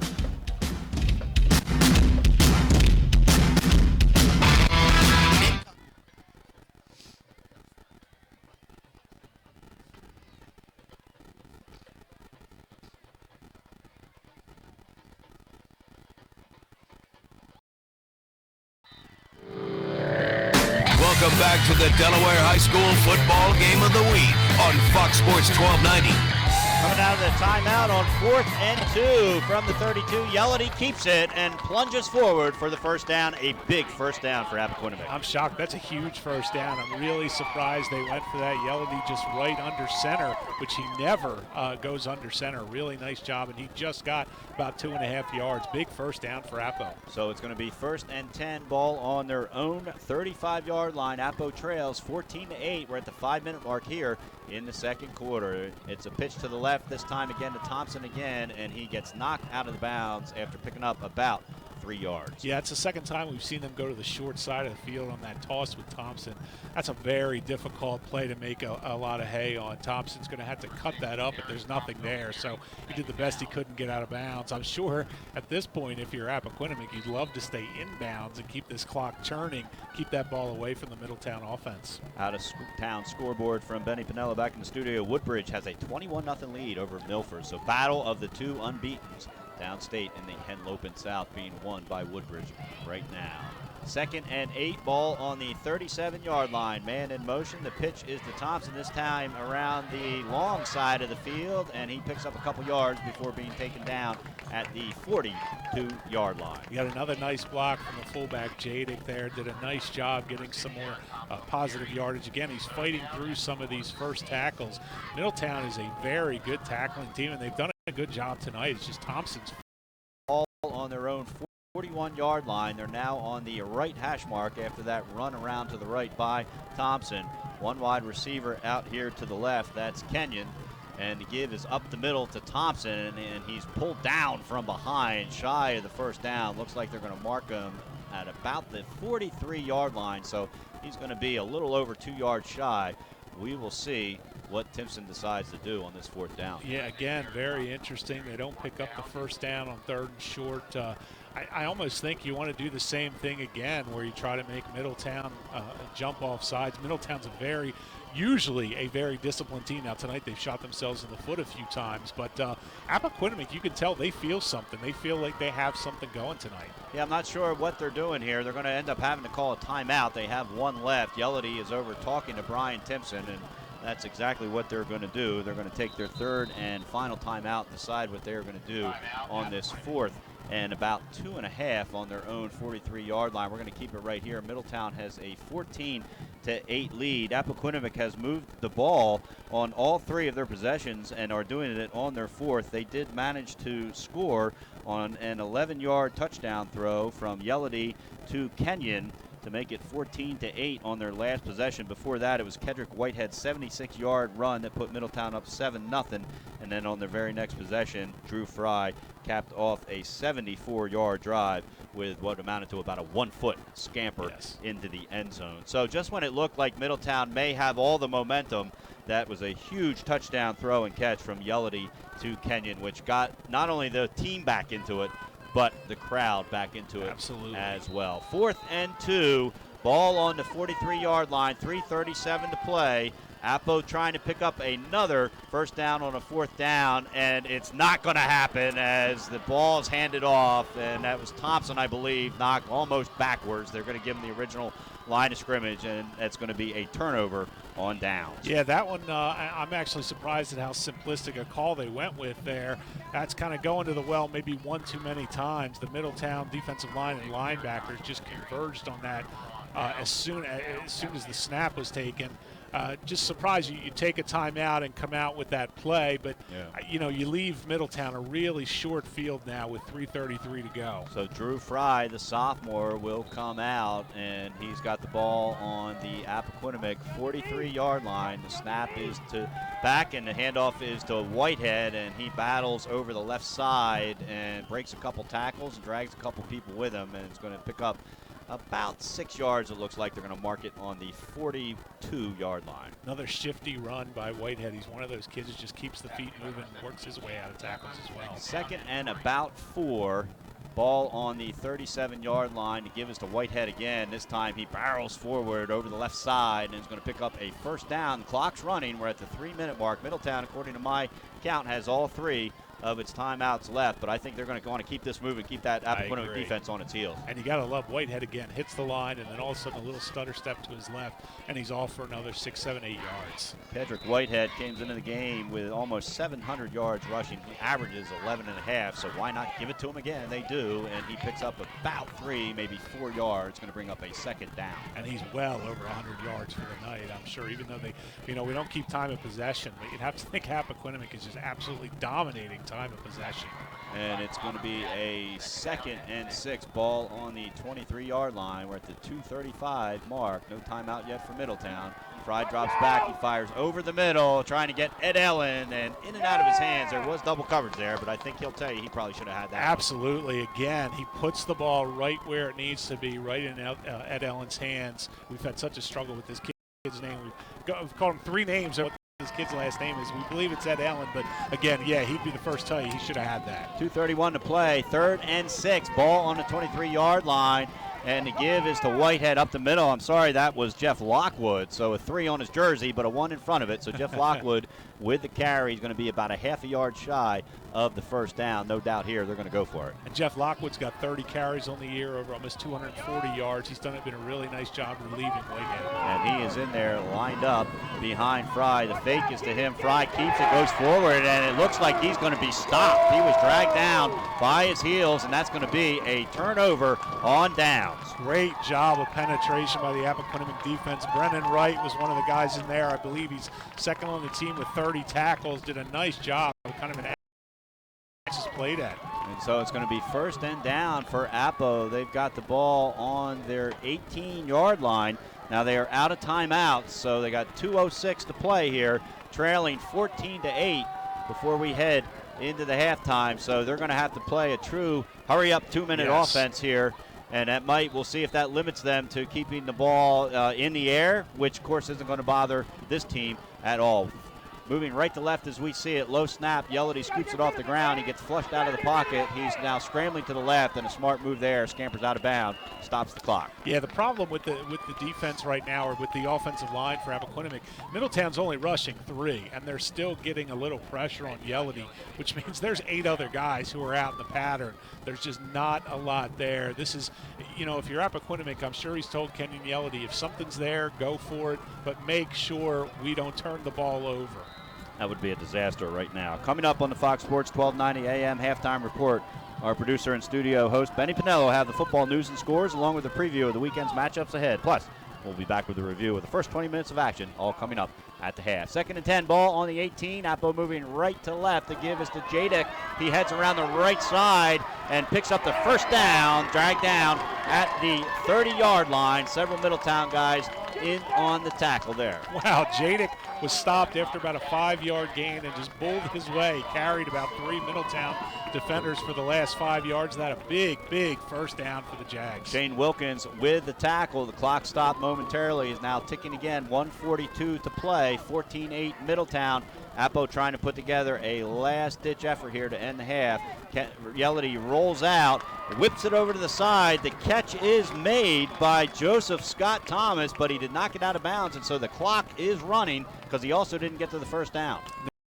Roll out of bounds. Yeah. Well, that's just it in high school ball, as you know. As soon as you're down, you're down. You can't roll. It's not like the NFL. So the snap is back to Yellity. He rolls out to the right. He's looking deep down the right sideline. Instead, he throws it underneath. The catch is made. It looks like Reinhardt, who does pick up the first down and get out of bounds. So 2 good things there. Well, Yellity's done a really nice job when he's been able to get on the 41-yard line. 1:08 to play. Middletown with a 14-8 lead. The momentum on Appo's side right now as they're trying to finish off this half with another score. The snap is fumbled by Yellity. Jadek falls on top of it. A flag is down. Yeah, and actually there was a blitz by Middletown from the corner coming there, which that fumble may have been just as well because Yellity was lined up to get blasted. Yellity almost seemed like he wasn't expecting the ball back, so I'm not sure if maybe, of course, the center can move if he hikes it, so that wouldn't be the case. It is an illegal shift. And it looks like, to your point, that something happened there. The center got rid of the team was set. So Yellity will hustle back onto the field because the clock starts as soon as the ref places the ball, and that has happened. We are under a minute to play. It is 2nd and 14. The ball on their own 37-yard line. Appoquinimink marching. Or I want to say marching. From where they started, they're marching, but they're still on their own end of the field at the 37-yard line. 3 wide receivers out to the left. Yellity whips it down the middle, in and out of the hands of Reinhardt, and he was hit hard there. E.J. Washington and him had a collision. Fortunately, I don't think it was head-to-head. No, it wasn't. EJ's down, face down, and he is moving. Yeah, EJ's helmet went into the back of the wide receiver, Jared Reinhardt. Again, that's one of those you hate to say as a quarterback, you don't want to hang anybody out to dry. Right. Yellity tried to fit that in there. Reinhardt had to go up top, couldn't do it. Washington was going to put a nice hit on the receiver, but because he had to leap, his helmet ended up hitting in the back, and hopefully everybody's going to be okay. Yeah, there was nothing intentional or malicious about that. It was just the way that, as you described so well, the lead, no surprise there. Woodbridge has taken a 27-0 lead on a 76-yard punt return by Antoine Holden, which Benny says the highlights are lighting up Twitter, and he just saw it, and his words were, it was insane. So you're going to have to check that out when you get home. Make sure Alice looks at it too. She's our biggest fan listening at home, I'm sure, and she'll want to see that play. So E.J. Washington is off on his own power, actually jogged off the field. 3rd and 14 on the 37. Yellity back in shotgun positions, 3 wide receivers out to the left. He gets flushed out of the pocket, trying to get a pass, and instead slips moving back and is fallen on by Ahmad Westbrook, who will get his 3rd sack of the season. And you know what, all in all, again, not the worst decision to actually he looked like he was going to throw it away if he was able to get a bad outcome here for Appoquinimink. And, you know, again, I don't care how the rest of the game goes. I'm so impressed with Appo right now, and you got to think Coach Timpson and his guys are starting to think, you know what, we can actually play with a team this level. This is the best defense they're going to see all season long. Middletown has taken a timeout. I have it down as their first. There's 30 seconds left.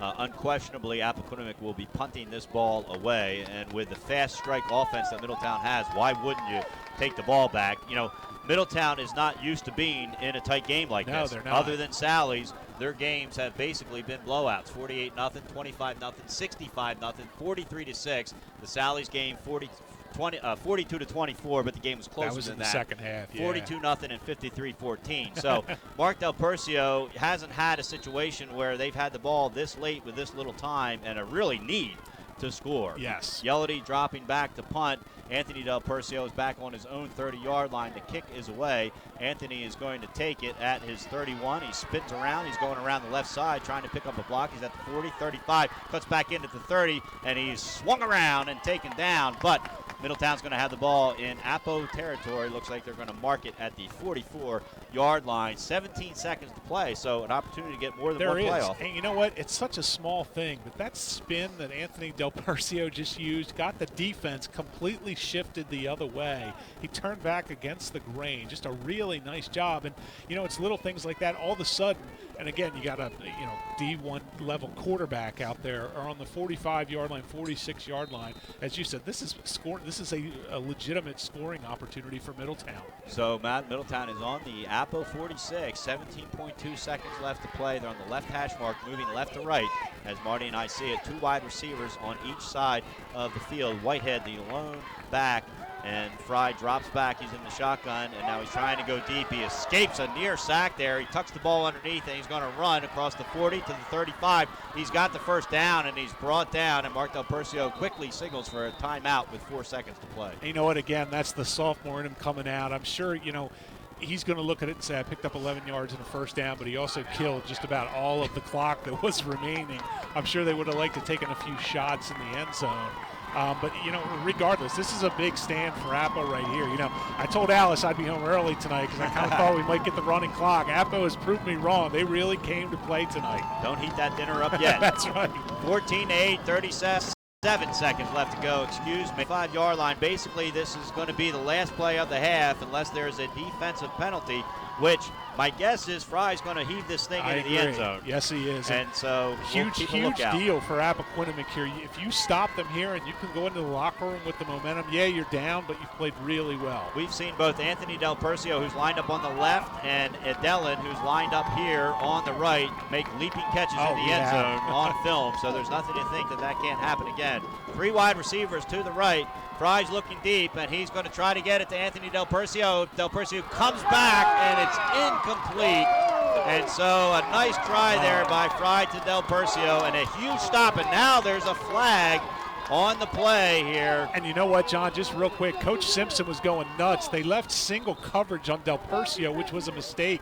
He was screaming and throwing his arms for somebody to get over there on that side. So a great job to keep that from being a touchdown. Now we got to check on the flag. Now it is the halftime. The ref has signaled the half. I'm not sure what the flag is about. And Coach Del Percio is not happy regardless of what the call is. Yeah, and the flag, there's still no signal about what the flag is all about. So we'll see if in fact there was a flag. Either way, the half is over. Middletown takes a 14-8 lead into the locker room. You're listening to the Fox Sports 1290 game of the week and watching it on 302 Sports. We're going to send it back to the studio for Benny Pinella's halftime report, and we'll be back here live for the second half. This is a good one. I'm John Busby along with Marty Sheehan. We'll be right back.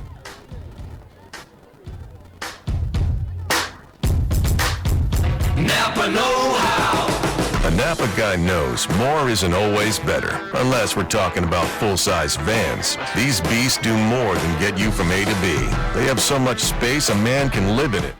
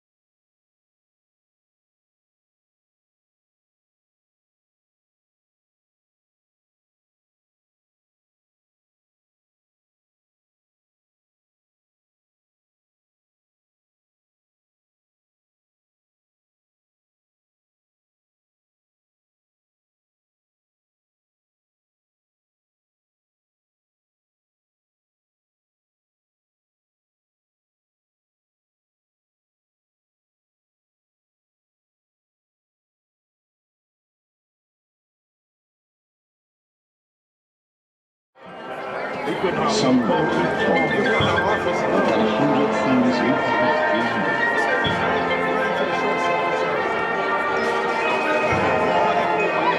It's on.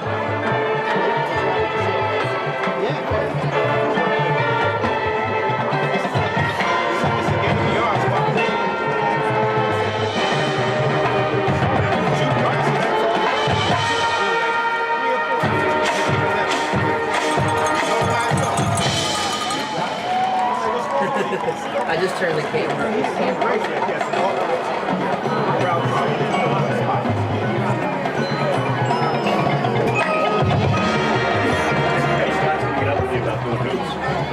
Alright, we're ready. And my cradle point's easy today.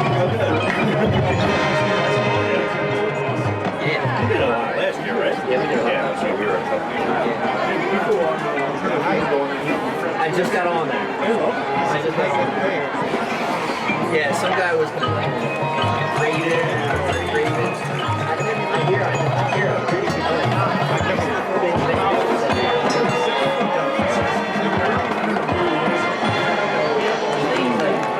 chase the shuttle.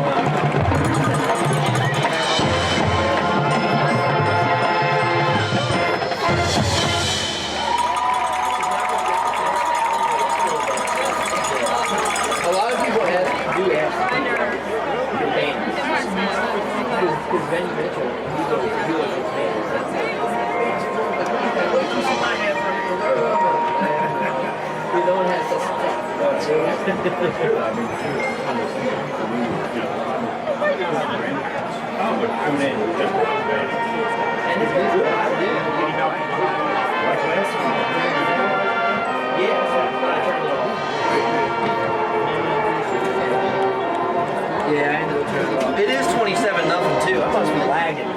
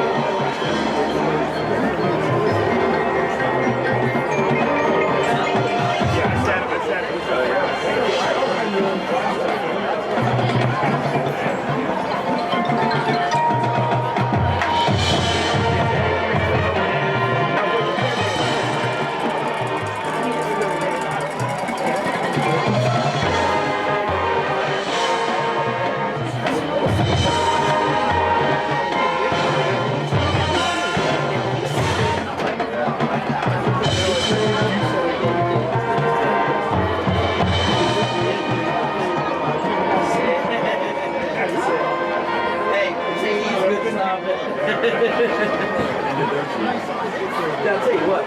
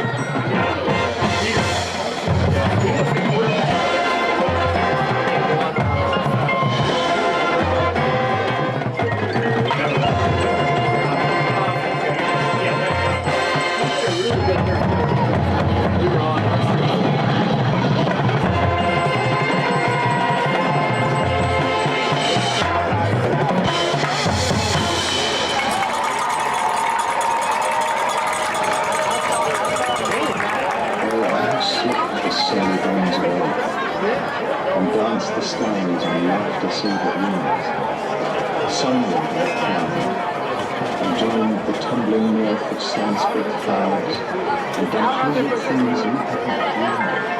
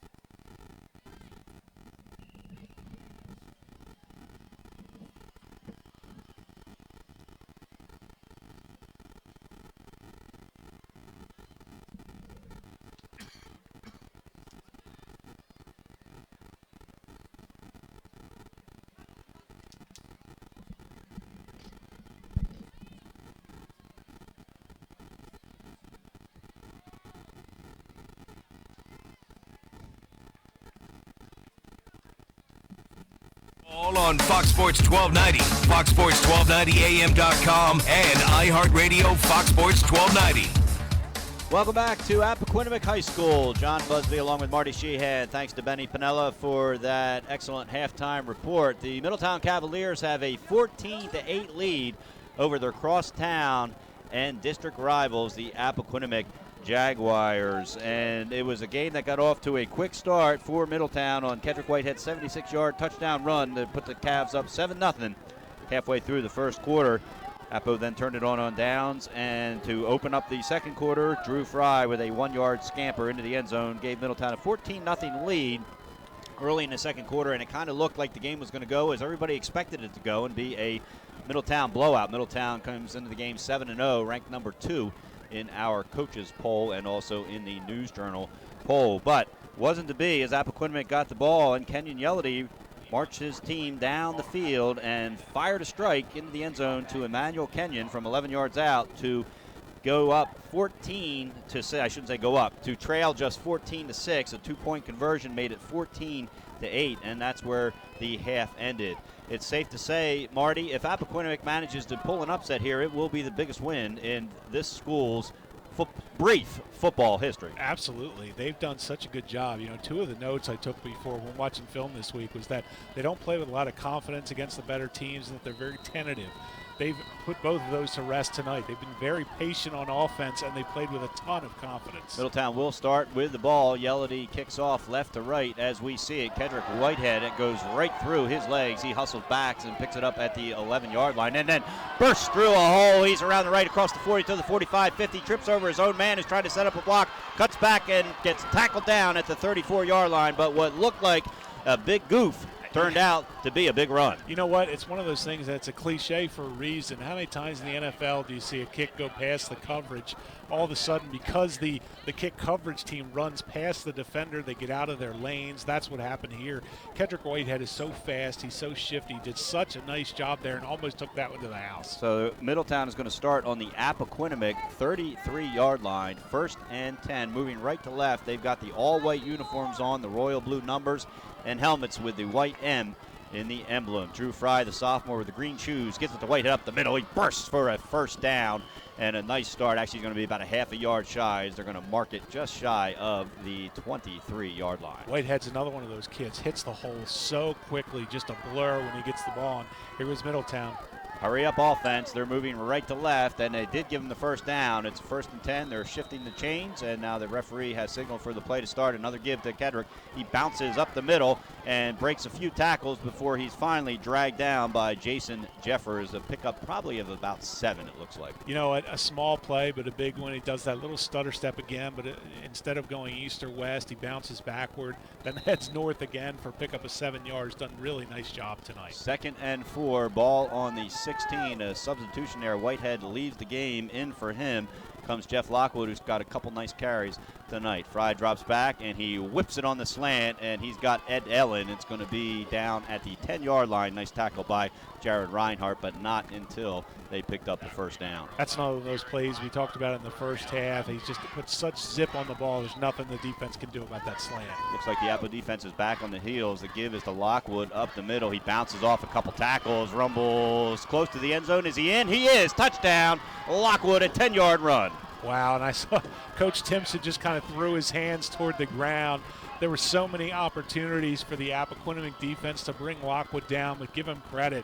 He kept moving those feet. He kept pushing forward. He got a few guys come up with some bigger blocks down toward the goal line, and Lockwood takes it in. By the way, that's why he's such a good spell for Whitehead. He comes in, you're not losing much in the translation.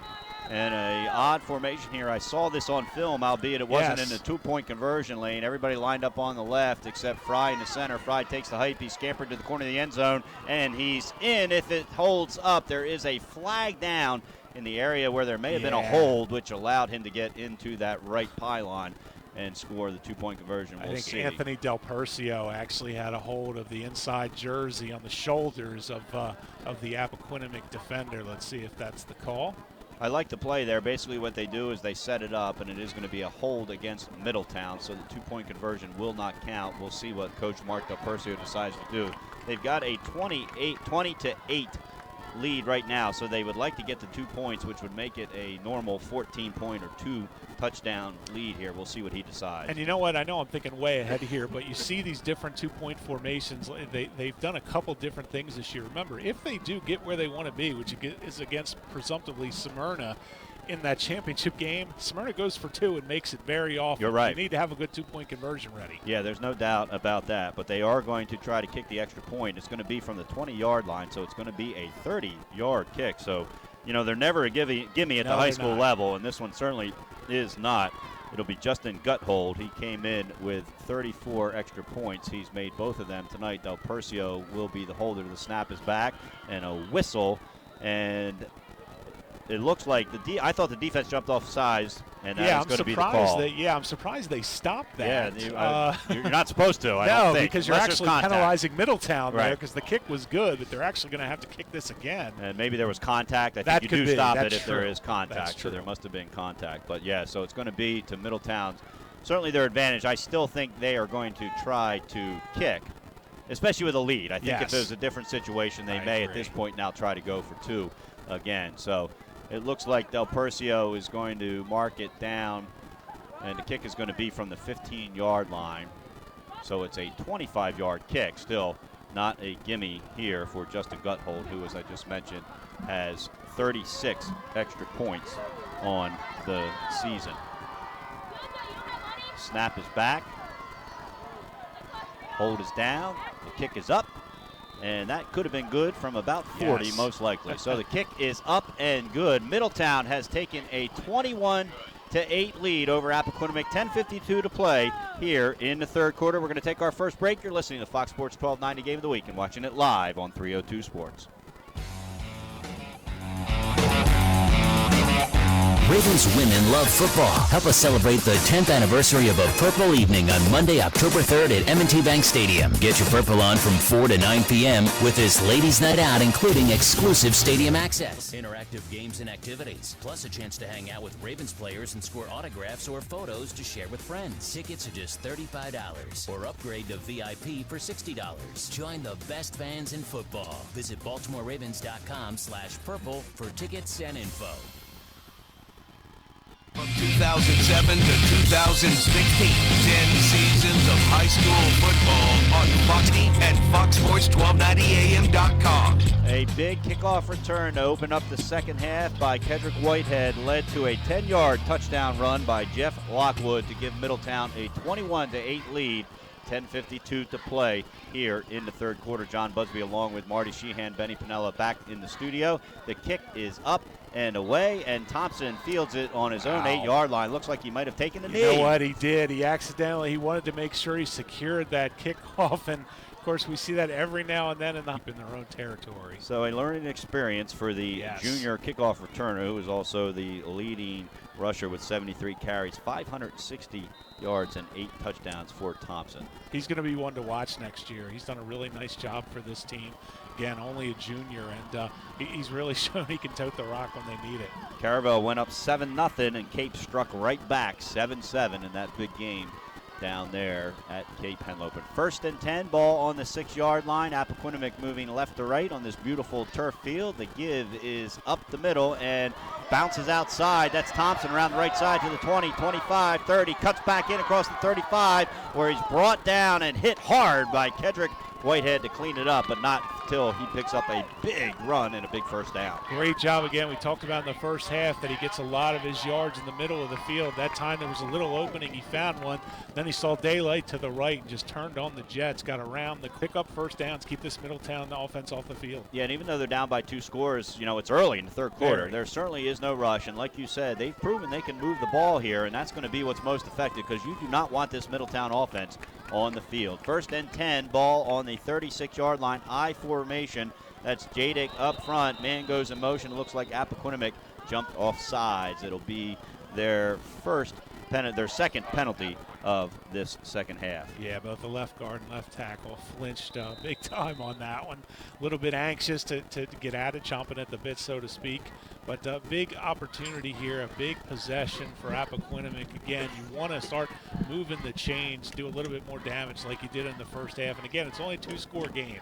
First and 15, ball on the 31-yard line. I formation for Appo. One wide receiver to the left, two to the right on the short side of the field. Man goes in motion from right to left. It's a pitch to Thompson, and again, they blow the ball dead, which can only mean one thing. They faked us out with the offsides call, Yes, and the ref did. changed his mind. It's an illegal motion, so the second consecutive illegal motion penalty is slowly drifting Appoquinimink back to where they started this drive, which was on the Appo 6-yard line. Not quite back that far at the 21. No, you wonder, though, if this is kind of a residual left over from being so amped up at halftime.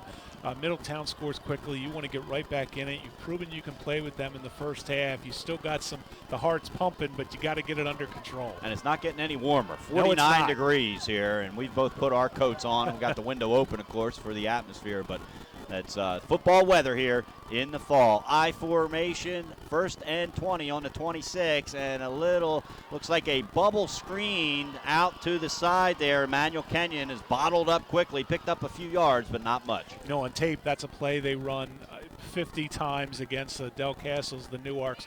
They're always able to get some big yardage against teams like Middletown. And again, not a big Middletown defense, but a very quick, very fast, very quick recognition Middletown defense. They're going to shut that down every time. And it really was more like a slip screen. Yes. You know, bubble screen, he would have come in closer to the hash mark. He stayed out there in his wide receiver position. Either way, Middletown didn't fall for it. Second and 17, ball on the 29-yard line. I want to give a shout out to Dan McCall, the scorekeeper. I told him at the half he's the best we've seen all year. He nails this scoreboard every time, makes Yes, my life a lot easier. I formation, the pitch is to Thompson around the left side, the short side of the field, and he's quickly run out of bounds, so he's going to be lucky to have gotten back to the 30-yard line. That's the third time we've seen them go to the short side of the field with Thompson on that pitch, and the third time we've seen him not be able to get anything. That's very difficult to make a lot of yardage from that. And I'm guessing they're just trying to catch Middletown off guard with that, but now you want to get something here. You may not get the first down, but you want to get some yards, be able to punt the ball, pin Middletown back a little further. It is going to be third and 17, ball on their own 29-yard line. Appo trails 21-8 with the ball. Set under 8 minutes to play here in the third quarter. John Busby along with Marty Sheehan on the Fox Sports 1290 Game of the Week, also being streamed live on 302 Sports. The snap is back. Yelledy is flushed out of the pocket, and he just has to throw it away. Great pressure there by the Middletown defense led by John Smith, who comes into the game with 4 sacks, and you can see why. Yeah, John Smith's been pretty quiet tonight, which means the Appoquinimink offensive line has done a decent job with him. At that time, they were all over Kenyon Yelledy from the get-go, and just nothing being able to happen there in that third and 17. No time to set up for Kenyon. He had his receivers running. All were running to the first down sticks, and by the time they turned around and looked for the ball, Yelledy had already thrown it away. So they're going to have to punt away after a muffed kickoff, more or less, by Thompson. He had the big gain to the first down, but then 2 penalties pushed him back, and they were never able to recover from that. Yelledy is punting away. Looks like E.J. Washington and Anthony Del Percio are back to receive, and this one's just going to bounce out of bounds. So not the best of punts for Yelledy. Going to give Middletown the ball at, it looks like, about the 46, 40, they're still walking back, 44-yard line. Yeah, not the best punt, and you're going to get good field position for Middletown here. And, you know, one of the things we really haven't seen from Middletown tonight, I was kind of interested in it. They when they played Sally's this year, they manhandled Michael Drake, the Middletown defense, on press defense, and did a really nice job. It made me think it's something they might play against Smyrna down the line. I thought they might do it tonight, but they've done a really good job of just kind of creating a cloud in the secondary there, and not a lot for Yelledy to work with. Speaking of Sally's, they are trailing William Penn 7-0 early in the third quarter. Drew Fry drops back on 1st and 10 from the 43. He's looking deep, trying to get Anthony Del Percio on the post pattern. Overthrows his man, going to bring up a second down.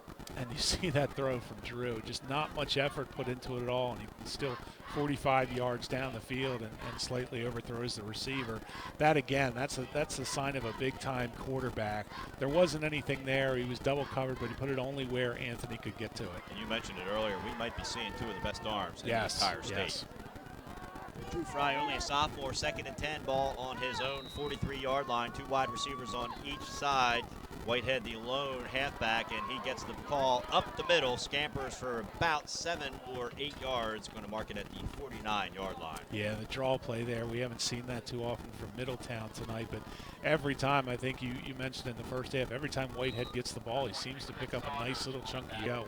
3rd and 4. It's a fake to Whitehead this time. Fry rolls out, and he fires and hits Del Percio along the sideline. Del Percio escapes the defense to the 20, 15, 10, 5. Touchdown! 51-yard touchdown strike from Drew Fry to Anthony Del Percio. Really nice job by Anthony Del Percio. I can't see the number of the Middletown defender. Actually looked like he was just going to try to push Anthony out of bounds in the end and wasn't able to do it. And you just can't do that. Anthony's a big kid. He's a kid. He's a player. He just got right out of that and took it to the house. He is an athlete. He There's is. no doubt about it. Even when he doesn't catch the ball, you can tell how athletic he is. And he's given Middletown a 27-8 lead. And talk about poise. You know, Drew Fry, only a sophomore. I've seen seniors who have made that play where they get flushed out and they just bail out and run out of bounds, or they throw the ball away. He actually waited patiently for Del Percio to get open and then found that seam and let his talented wide receiver do the rest. That's one of the things we've seen on tape. He keeps his head downfield. He's always looking through his progressions. And I'm not sure what the referee is doing here. There's no flags down or anything. Actually, there is a flag. An unsportsmanlike conduct call on the Appoquinimink defense. And they're going to take that. They'll march that off on the kickoff. So not a good thing. Little for the frustration, Jaguars. yeah. Little frustration coming out. Middletown with 2 quick scores to start the second half. And so that'll bring on Justin Guthold, who's going to try to hit his 38th extra point of the season, and a delayed hold there by Del Percio, but got it down and got it good. So with 7:01 to play, Middletown has taken a 28-8 lead over Appoquinimink. We're going to take a break. You're listening to Fox Sports 1290 Game of the Week and watching it live on 302 Sports.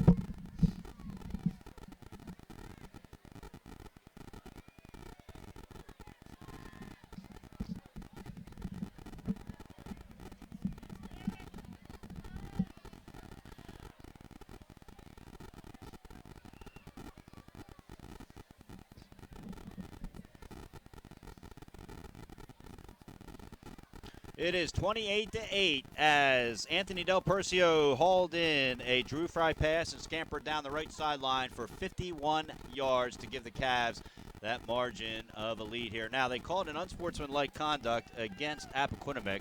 That's who they pointed to, but it was obviously against Middletown. Yeah, you know what? During the break, 25. he actually came out to the crowd and changed it to show that it was on Middletown. So having some rough spots tonight with the referees, too. You know, it happens. Will Nylander will be kicking off from his own 25-yard line. He kind of booms it down the middle, squib kick type of thing, and Urlander, the younger brother, picks it up and goes all the way to the other side of the field, right to left, and ends up running about 35 yards to pick up about 10. So not a bad return, though. He's going to be marked at the 41-yard line. That was Kamal Yellity, younger brother of the quarterback, Kenny Yellity. Yeah, only a freshman. Looks like a good athlete, good-looking kid. Got some athletic skill. He's very fast. Yeah, it looks like he's one of those players. He actually was mentioned to us by Coach Timpson when an 8th grader who we think is going to do some big things for us. And he hasn't done big things tonight necessarily, no, but yet. I've seen it on film, as you have. Trips to the right and one back in the backfield. That's Jadick. Yellity takes the low snap. He comes around with it, fires to the left sideline. He's got his man, and that's Emmanuel Kenyon going to pick up a first down, brought down at the 44-yard line. So a nice play. What you want there if you're Brian Timpson. I love that from Emmanuel Kenyon. That's about the 4th time tonight where he's run kind of downfield, did a little curl, came back, settled into a soft spot in that Middletown zone, and just Yellity, you can't defend that zip pass with a lot of heat on it. Nice job. Big first down for Apple. They needed something. They sure errors into the slot area there, and that's Kenyon again. That's Jeffers, and his forward progress is going to take him to the 33-yard line. He's hauled down, and another flag is thrown, maybe a late hit. Yeah, we're starting to see a lot of flags tonight. We didn't think we'd see a lot of the personal foul variety, but that's what we've gotten. And sometimes, you know, in this game, we may not say it's the best rivalry in the world, but they do consider it a rivalry. And sometimes the emotions tend to run high. Anger gets a little bit out of hand. But if you're Appoquinimink, you can't make any shoot yourself in the foot mistakes for the rest of the night. They're going to have to be patient. There's still plenty of time. We're only, 6:17 left in the third quarter. There's a ton of time left for them to do something. We saw in the first half that they can move the football.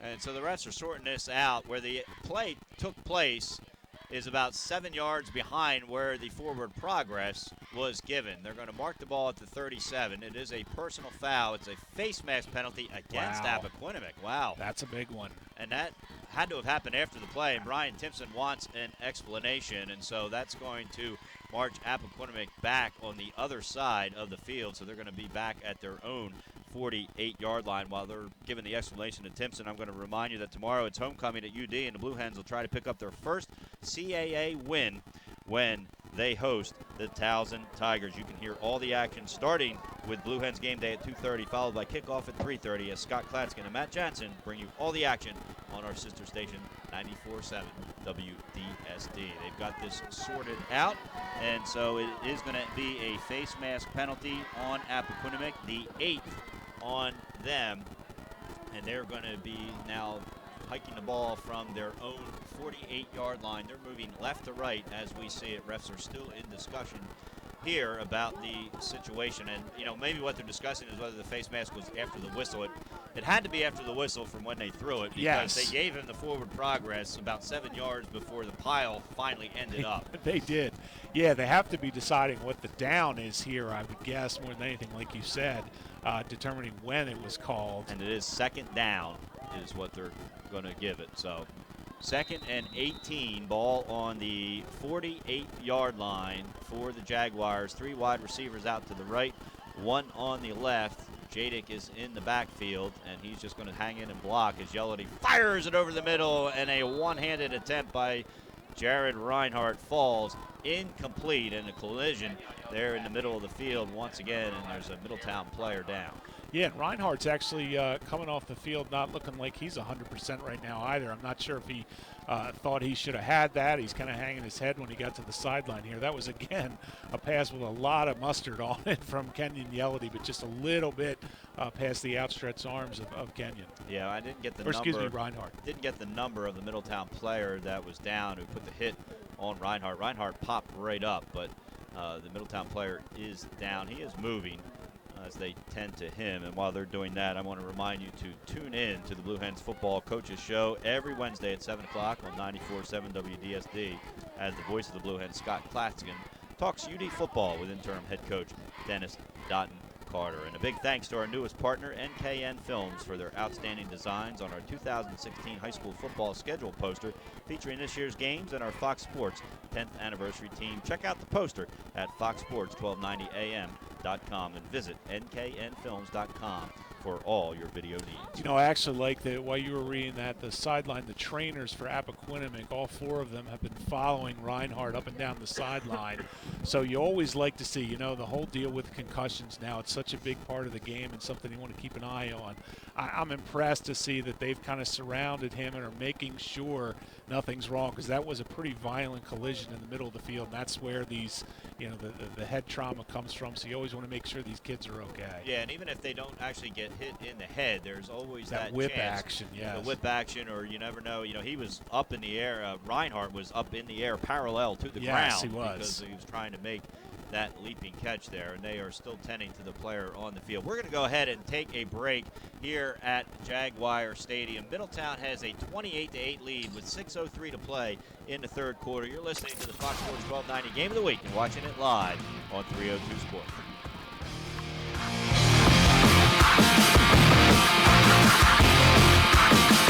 sharp pain you get in your stomach when you're starving? You skipped lunch and your body is screaming for dinner? Now imagine the same feeling day in, day out, but with no dinner, no lunch, and no breakfast. November 10th and 11th, join Fox Sports 1290 for Turkey Roundup 2016. Drop a frozen turkey, non-perishable food item, or monetary donation off between 5 a.m. and 7 p.m. at the Food Lion in Middletown or on Route 8 in Dover. Everything collected goes to the Food Bank of Delaware. Have questions? Visit foxsports1290am.com. The Delaware High School football game of the week on WWTX Wilmington and WRDX HD2 Dover Smyrna.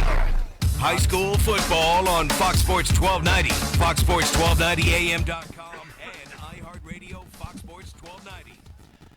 We are back at Jaguar Stadium where Middletown has a 28-8 lead with 6:03 to play here in the third quarter. John Busby along with Marty Sheehan and 302 Sports' Nick Halliday doing the broadcast on the live stream, and our own Benny Pinella is back in the Fox Sports 1290 studio. We are in an injury timeout with both sets of trainers, and they've actually called over a paramedic to look at the Middletown player who is down after a pretty hard collision between whoever it is and Jared Reinhardt, the receiver for Appoquinimink. The ball fell incomplete.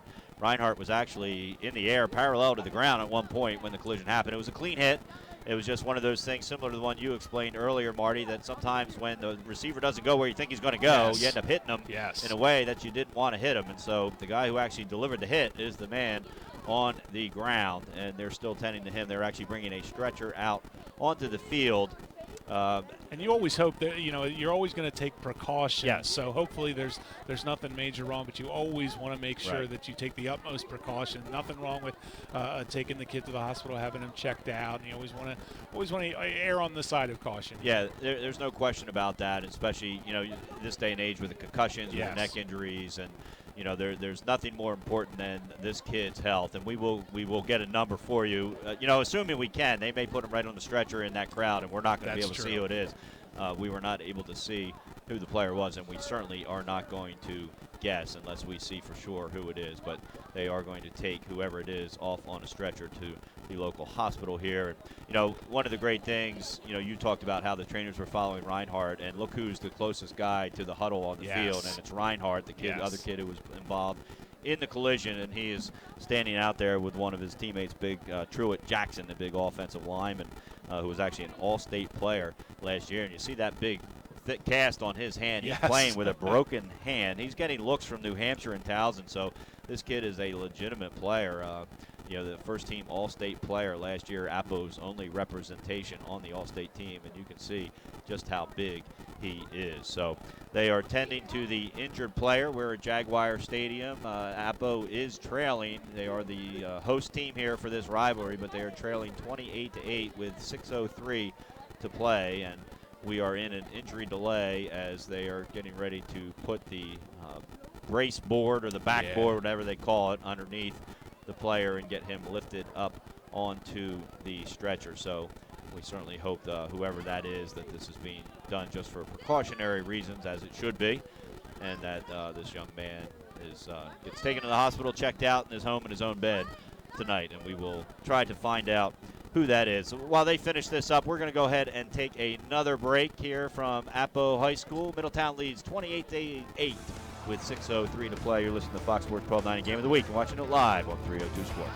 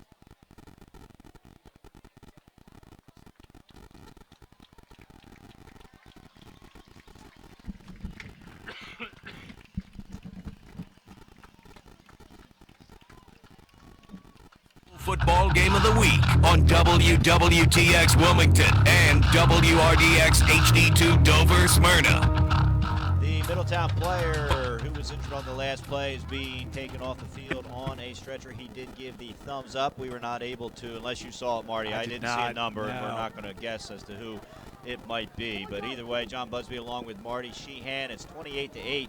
Middletown with 6:03 to play when we pick up the action here. Teams are starting to get back out on the field and regrouped. A couple out-of-town scores from Benny Pinello back in the studio. Woodbridge leads Milford 33-8, so the battle of the unbeatens looks like that game's pretty much over. Tower Hill edging Conrad 45-42. William Penn a 21-0 lead. That is shocking. Over the Sounds. I'm stunned by that score. William Penn has a good defense, but I did not expect Sally's offense to struggle as much as they have. It is 3rd and 18. Ball on their own 48-yard line. The Jaguars moving left to right. As we see it, Yellity gets the low snap and escapes a near sack and escapes a second sack and is now back to the original line of scrimmage across the 40 and taken down at the 37-yard line. So like a magician, Yellity turned nothing into something. That's just great athleticism from Yellow D. We've seen him do that on tape against some teams. This is one of the better defenses he's actually been able to do that against, but all of a sudden it goes from 3rd and 18 to a somewhat manageable 4th and 4, and you'd have to think down by 25 minutes to go in the third quarter. This is kind of a no man's land. You're on the other team's 38-yard line, guessing they're going to go for this. Yeah, you would think so. It is 4th and 4 on the 37, like you say. And just got a text from Isaiah Mitchell, former All-State player, one of the defenders we talked about, and he said the player on the stretcher was number 33, C.J. Lockett. So a big loss, sophomore defense play. Thank you, Isaiah, for that text. We hope you are doing well at college. Low snap to Yellity, 4th and 4. He fires into the end zone looking for his receiver step by step. Was the defender no good? They were trying to hit Emmanuel Kenyon there, and Trey Austin was on the cover. It's going to be a turnover on downs. Boy, Trey Austin has been such a huge addition to this team in the defensive secondary. You know, forget the game where you had the anomaly with the 5 interceptions. If you watch this defense on tape, Trey Austin is always step for step with the other team's best receiver. He does such a good job. It allows them to use single coverage on the outside when they want to throw a blitz or two in. Middletown a lot of times mixes things up defensively. Just they're one of the best in the state. And that was a 4th down you have to go for. Middletown has it, and Kendrick Whitehead gets the ball up the middle across the 50-yard line, 45, before he's forced out of bounds by Brennan Wright. But a big first down, and Kendrick Whitehead's done what he's done all night, pick up big yardage. And that's tough. Again, Appoquinimink not being able to pick up that first down. I meant to say, too, I was actually kind of surprised with the play call going for a home run on 4th and 5. They thought they may have seen something, but now this Appo defense has been in trouble all second half. 1st and 10, ball in the 43. They give us to Whitehead. He bounces out to the right, picks up another first down, or darn close to it, before he's knocked out of bounds by Blake Young. 2 plays, 2 first downs. The Appoquinimink defense is really on their heels. You have to think the confidence level has wavered now. They've not been able to move the ball at all here in the second half, save for a few plays where they got a few chunks of yardage. But all in all, this has been dominated the first 7 minutes by this Middletown team. They're going to mark the ball at the 35-yard line. Middletown moving right to left. It is 2nd and about 1.5. Snap to Fry, and he's looking into the end zone, firing for Del Percio. A diving catch. If he hung on to it, it's a touchdown. It is. What a catch by Anthony Del Percio. And you know what? Again, Drew Fry put it where only Del Percio could get it. On that one, I'll give that he did overthrow it a tad, but I tell you what, Anthony Del Percio, when you watch him on film, he may have the best hands in the state. Usually if he gets a hand on it, he corrals it in, and that time just laid out for it, giving up his body. Excellent, excellent play by Anthony Del Percio, and probably why he's going to be a first-team All-State receiver. So with that great catch, Middletown has taken a 34-8 lead, and you can't defend that play any better without interfering with them. And you know what? I love the play call. It's 2nd and 1 by the offensive play caller on Middletown. Justin Gotthold, who came into the game with 34 extra point kicks, has 4 tonight, so he's going to be trying for his 39th, and the receiver, Anthony Del Percio, is in on the hold, so not a lot of time to catch his breath after that 34-yard touchdown score. The snap is back, the kick is up, and it is good. So with 4:31 to play here at Appoquinimink High, Middletown has extended its lead 35-8 on a big 34-yard diving touchdown catch by Anthony Del Percio. You're listening to Fox Sports 1290 Game of the Week and watching it live on 302 Sports.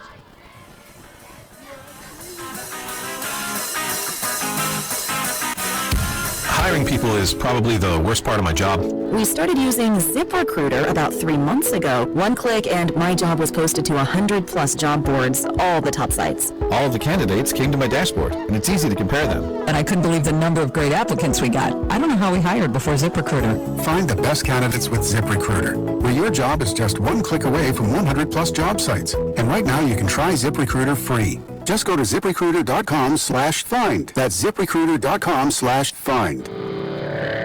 Welcome back to the Delaware High School Football Game of the Week on Fox Sports 1290. John Bugby along with Marty Sheehan, Benny Pinella back in the studio. Middletown has taken a 35-8 lead with 4:31 to play here in the third quarter, and what must have been an unsportsmanlike penalty after the touchdown has put the Middletown kicker on the Appo 45-yard line, and he boots it out of the back of the end zone. So Appoquinimink will start on their own 20-yard line. A little scuffle there at about the 15. No flags, though. And, you know, you said it, Marty, best. This isn't a rivalry necessarily on the scoreboard, but it certainly is on the field. It is. All these kids grew up together. They played against each other, and as kids will do, you don't want to lose. You certainly don't want to lose badly. They played so well in the first half. The wheels have kind of come off here in the second half. But if you're Coach Timpson, there's so much to build on from that first half, and actually we just got another unsportsmanlike call on Appoquinimink, so this is really starting to pile up now. Yeah, so that's going to march them back to the 10-yard line, I assume. They were scheduled to open up on the 20 when the kick sailed out of the end zone. So that is, by my count, the third unsportsmanlike conduct of the game, the second here in the last 2 minutes. And you know what? For a hard time we give the refs every now and then, me especially. I will say they've tried really hard to keep this from getting out of control tonight. And I think they deserve credit for that. They've done a nice job of trying to make sure things don't blow out of control. Yeah, and they've got to do that. They do. Because that's how they blow out of control. Is you let those little scuffles go, and all of a sudden it's a big scuffle. Yelody takes it up the middle to Thompson. Thompson pushes a couple guys and gets drawn back. It looks like he's going to pick up about maybe a yard. Middletown defense now can really pin their ears back with a big lead, a 27-point lead here in the 4 minutes to go in the third quarter. And now this is the game they're used to playing in. They're used to having a big lead in the third, fourth quarter of a game. Appoquinimink, you got to make sure if you're Coach Timpson, you don't want your kids to get too down. There's still a lot of positives to come out of this, and there's still a lot of time to do some positive tonight. And they've still got 2 games left after tonight. So you certainly don't want somebody getting ejected because they lose their cool and then they have to sit out the next game. 2nd and 9, ball on the 11. Appo moving left to right. Man goes in motion. The flip is to Thompson. He's trying to get around the corner, and the Middletown defense just corrals him, drives him back into the end zone, but they're going to give him his forward progress to the 5-yard line. And Marty, you can see this Middletown defense feels good about what it's doing. They're well rested because the offense has been on the floor much of this second half. That's just it, and we had the long delay, unfortunately, with the Middletown player down, so all these players are coming in very fresh right now. And for Middletown, this is the opportunity of the game where they really kind of put their foot down on the gas and finish teams off. Be interesting to see if Appo can get anything going. We talked about earlier, trying to get outside against this Middletown defense is tough, as Derek Thompson just tried to do. They're too fast to do that on a regular basis. 3rd and 15. Looks like they're going to line up with 2 backs in the backfield. That's Thompson and looks like Jadak. 1 wide receiver out to the left, 1 to the right. Man in the slot. Yelody, a low snap, but he pulls it up off the turf. He gets flushed out of the right, and he fires the ball down the sideline, and the catch is made, and the catch there by Emmanuel Kenyon, and if they call him inbounds, he's going to have a first down. I think they waved it off. I don't know if he bobbled it after the fact. We kind of lost it on the Appoquinimink sideline. It actually looked like Austin may have gotten some fingers on it, but either way, it eventually was ruled incomplete. Bring up a 3rd and 15 now. And just a very, very difficult position to be in for the Appo offense. So a nice throw, a nice play, yes, and a nice catch. Just didn't pull it in before he ran out of bounds. So 4th and 15, and Yelody is back to punt out of his own end zone. Anthony Del Percio is standing on his own 40-yard line. and it looks like he's joined by Nicky Johnston, and the kick is not the best of kicks for Yellowdy, and it's not going to take a Appo bounce either, and it's going to end up settling down at about the 27-yard line, where Middletown will take over with a 35-8 lead, 2:35 to play here in the third quarter, in a game, Marty, that is billed one of the biggest games of the year. You know, it's football, so that makes it a big game automatically. These two schools, actually the stadiums are about a mile apart. Yes. Maybe not even a mile. Traffic was a mess. There were all kind of warnings all day Yes, about the traffic coming around this area. And, you know, it's exciting, though. That's what small town football, and Middletown's not a small town anymore. In fact, they consider this West Middletown if you're from out of town. And so it's a big game. It's a fun atmosphere. Middletown with a 35-8 lead. They're moving right to left. Fry with a pitch to the right and a run around the end and escapes one tackle to the 25 and pushed out of bounds. That was Jeff Lockwood, who's picked up a couple carries tonight, and he's spelled Whitehead very nicely. He has, really. He's done it all season, has Lockwood. And right now, you have to think that they may not be patient. They may try to strike at some point. But right now, for Middletown, this is where you run your offense. You're not in any hurry to get anything done. There's a lot of different things you can do in the playbook now. And this time it's a fake pitch to the left of Lockwood, and Fry is going to get flushed out of the pocket and dragged down from behind by Robert Jadek. Came into the game with 8 sacks, so that'll be number 9. And Mark Del Percio just kind of did one of those bending at the knees, arching backwards like, oh, come on, Drew. You know, you want him to throw these things. You want him to throw that away rather than take that sack. And rather to learn now with a 35-8 lead in a week number 8 than possibly in a state tournament playoff game. Fry drops back, and he's looking in the end zone for Anthony Del Percio, and this one's out of his reach, out of the back of the end zone. But you can see the arm strength of this kid. You know, and the funny thing about that is Del Percio was about as wide open as we've seen him right, tonight. And that's the one where Fry actually overthrows him. He's not used to seeing it with such a wide lead on the defensive back tonight. But, yeah, there's just no effort to that throwing motion at all. And zip, that thing's 40 yards down the field. And so it's going to bring up a 4th and 13. They're going to go for it. They are on the Appoquinimink 30-yard line. Looks like Lockwood is the lone back behind Fry. They've got one wide receiver on each side, 2 on the right. Actually, Fry drops back, and this time he looks left. He's trying to get Ed Dillon. He fires it up, and no good there. 2 guys on defense, and so that's going to be a turnover on downs. Great coverage there by the Appoquinimink defensive backs, and that was just kind of one of those, you know what, if you can go up and get it, if not, if the Appoquinimink were to pick that off, it's just as good as a punt. So Middletown not really losing much in the transition there. So it's going to be Appo's ball, 1st and 10. Ball on the 30-yard line, 1:22 to play. Trailing Middletown 35-8. Coming up on our Concord Pets Food and Supplies postgame show, we'll recap the ball game, announce our Crown Trophy player of the game, and look ahead to next Friday's game of the week. It's all coming up right after the game on the Concord Pet Foods and Supplies postgame show. Yellowdy has his team going left to right, 1st and 10. Ball on the 30-yard line, minute 22 to play. Middletown with a 35-8 lead over Appoquinimink. Yellowdy is under center. Jadek is the lone back, and Appoquinimink jumps off sides, and they're struggling in the penalty category. They really are. They're trying to point and say that Middletown drew them offside, but you're not going to get away with that all the time, and that's the 3rd time we've seen them do that. You know, if you're Mark Del Percio, you have to love this game. Your team was in a tight game in the first half. You had to go in and make some adjustments. You had to make sure your team was in the right frame of mind to come out for the third quarter, and they came out and responded magnificently on both sides of the ball.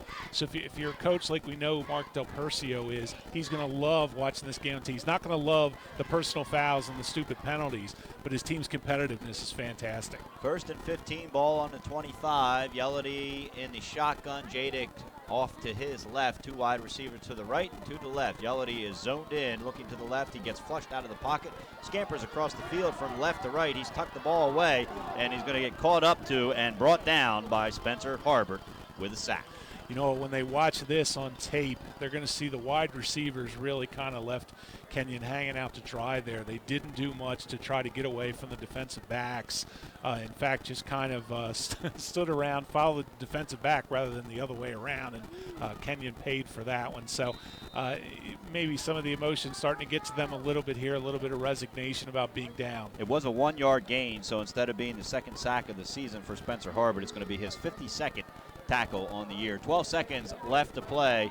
Yelady snaps the ball, and he drops back and fires across the field. He's got his man just shy of the first down. That's Emmanuel Kenyon, who hauled it in but wasn't able to escape the grasp of the defender, and is going to be about 2 yards shy when we come back. That is the end of the third quarter. Middletown Sports.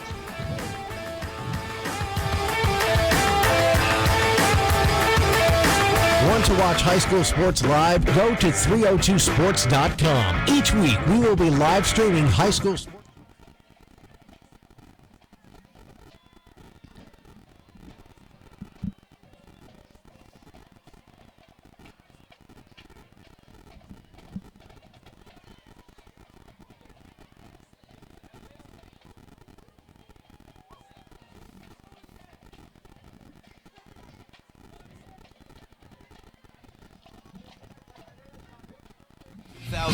To 2016, 10 seasons of high school football on Fox Sports 1290 and foxsports1290am.com. It's 3rd and 2 for Appoquinimink with the ball on their own 38-yard line, trailing Middletown 35-8 as we get set to start the fourth quarter here at Jaguar Stadium. John Busby along with Marty Sheehan, Benny Pinella back in the studio.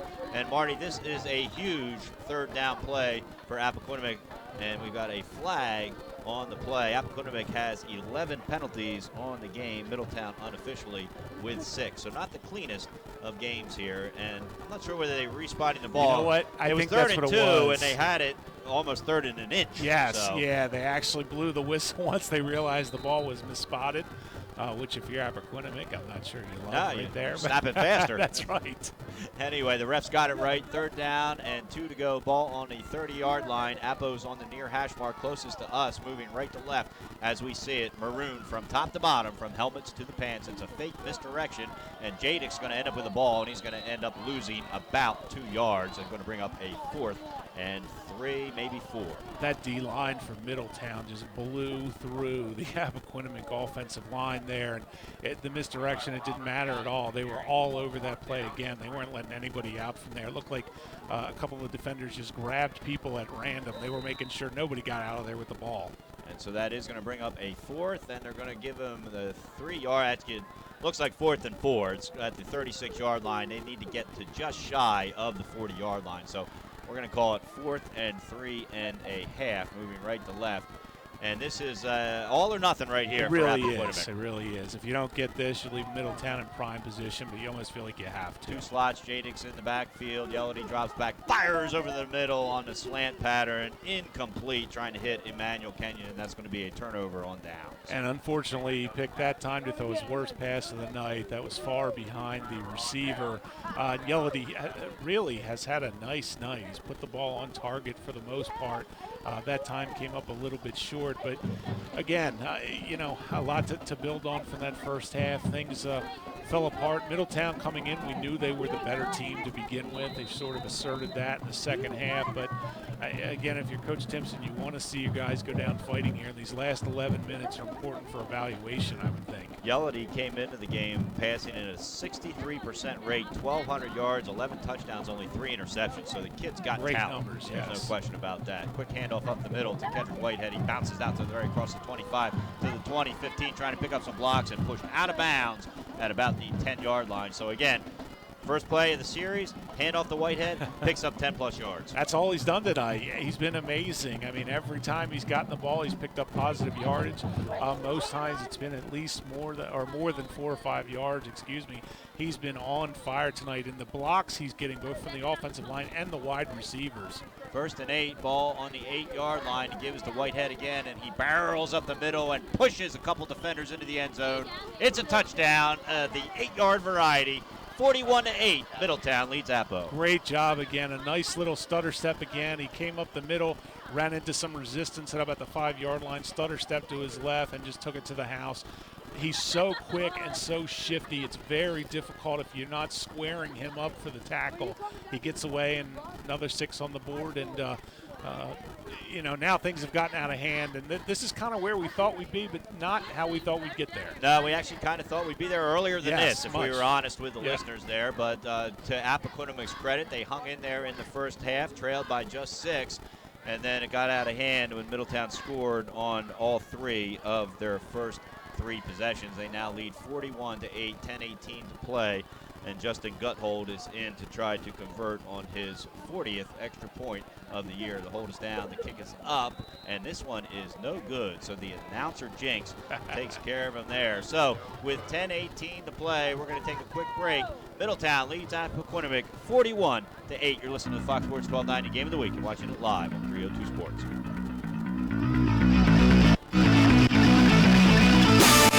DFRC is much more than the Blue Gold All-Star Football Game. Since 1974, DFRC has held another fundraiser, the Holidazzle, to raise funds that support programs to enrich the lives of Delawareans with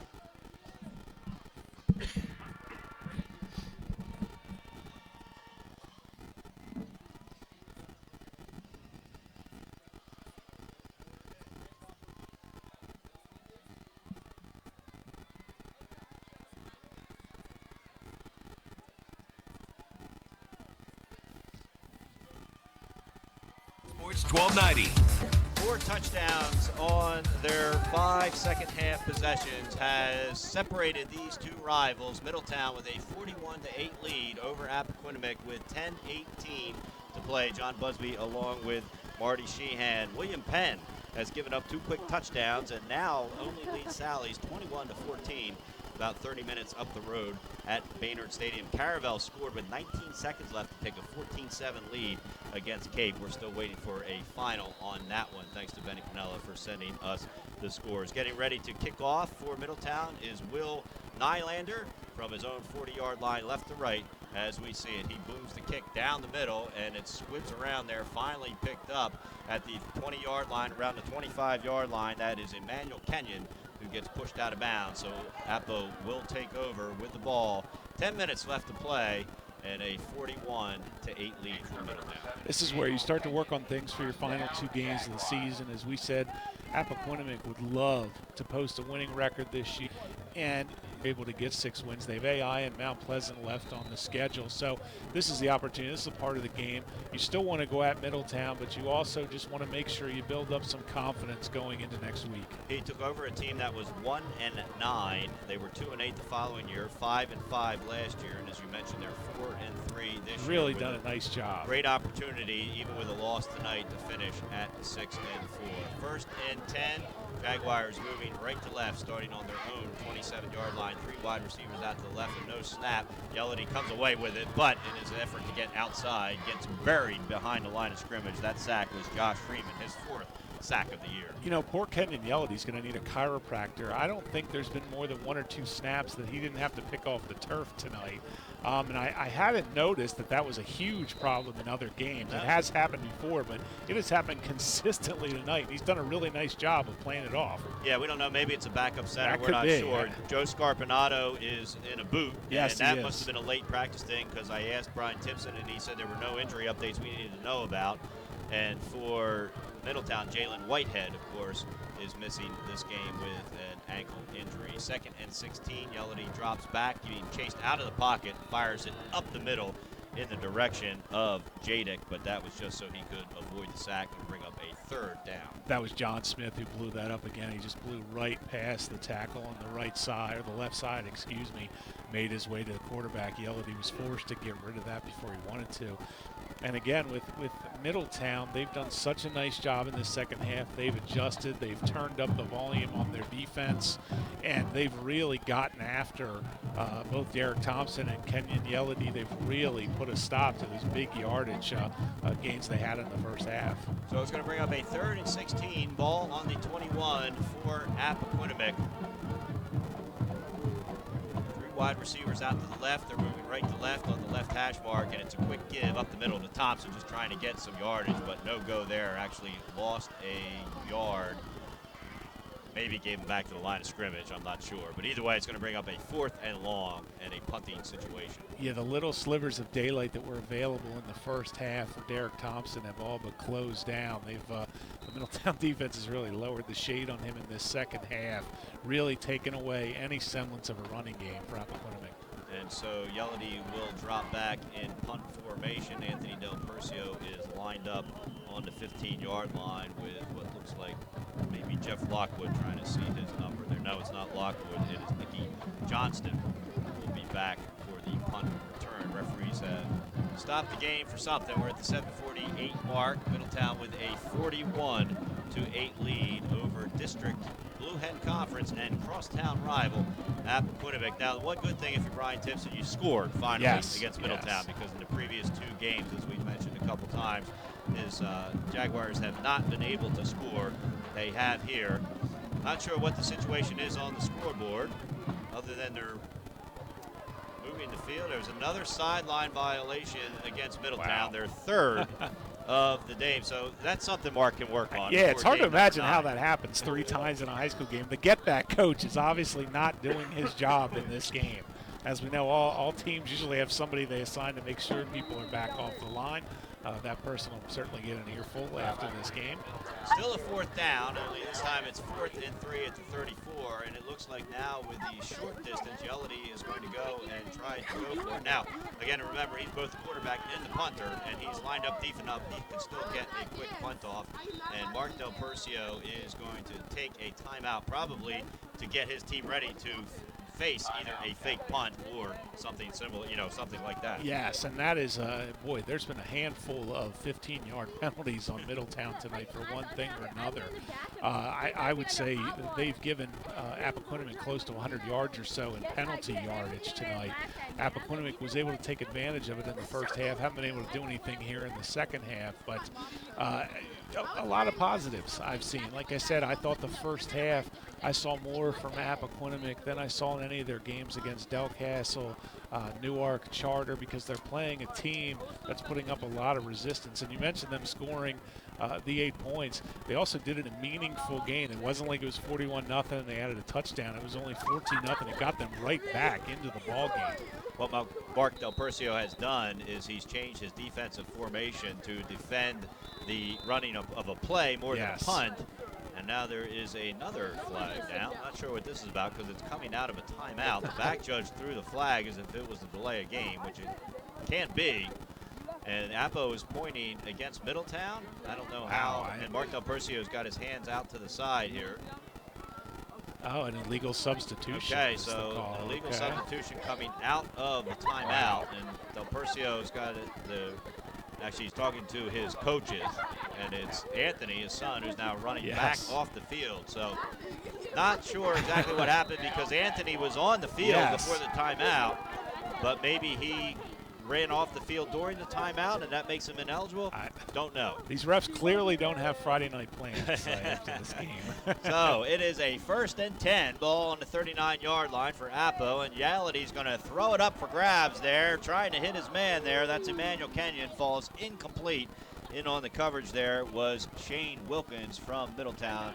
Nice job there. I'm going to bring up a 2nd down. To be honest, I'm not sure that he even saw that pass coming in. He didn't make any kind of adjustment to come back or go after and catch it. That throw was beautiful. A perfect spiral down the field. I don't know if he wasn't prepared for that with the double coverage, but again, Yelledy taking the opportunity to show off that cannon hanging from his right shoulder there. I'll tell you, it's a cannon and it's a tight spiral as well. 2nd and 10, ball on the 39-yard line. 41-8, Middletown with the lead. 7:07 to play. John Busby along with Marty Sheehan. Yelledy whips it out to his side to his younger brother, Kamal Yelledy. Ball is incomplete. Going to bring up a 3rd and 10. Yeah, he's just off target in the second half. Something he was in the first half. That time, he led the ball too far out of bounds. His brother turned around, stopped on the sideline, but he threw it too far toward the Appoquinimink bench. Just, he's been pressured a lot more in this second half. I'm sure there's some frustration. You kind of take it out and you chuck the ball harder than you may usually do it. But he's been a little off target in this 3rd and 4th quarter. They probably completed that pass a few times in the backyard. Just couldn't do it here on the turf at Appo High. Jeffers goes in motion from left to right, and a quick down as Yellity is tackled in the backfield by Josh Freeman, his 4th sack of the season. Yeah, Josh Freeman was just Johnny on the spot there. Yellity was forced to step up in the pocket, and Freeman was waiting right there to finish that off. He wasn't responsible for the pressure, but he'll take the sack.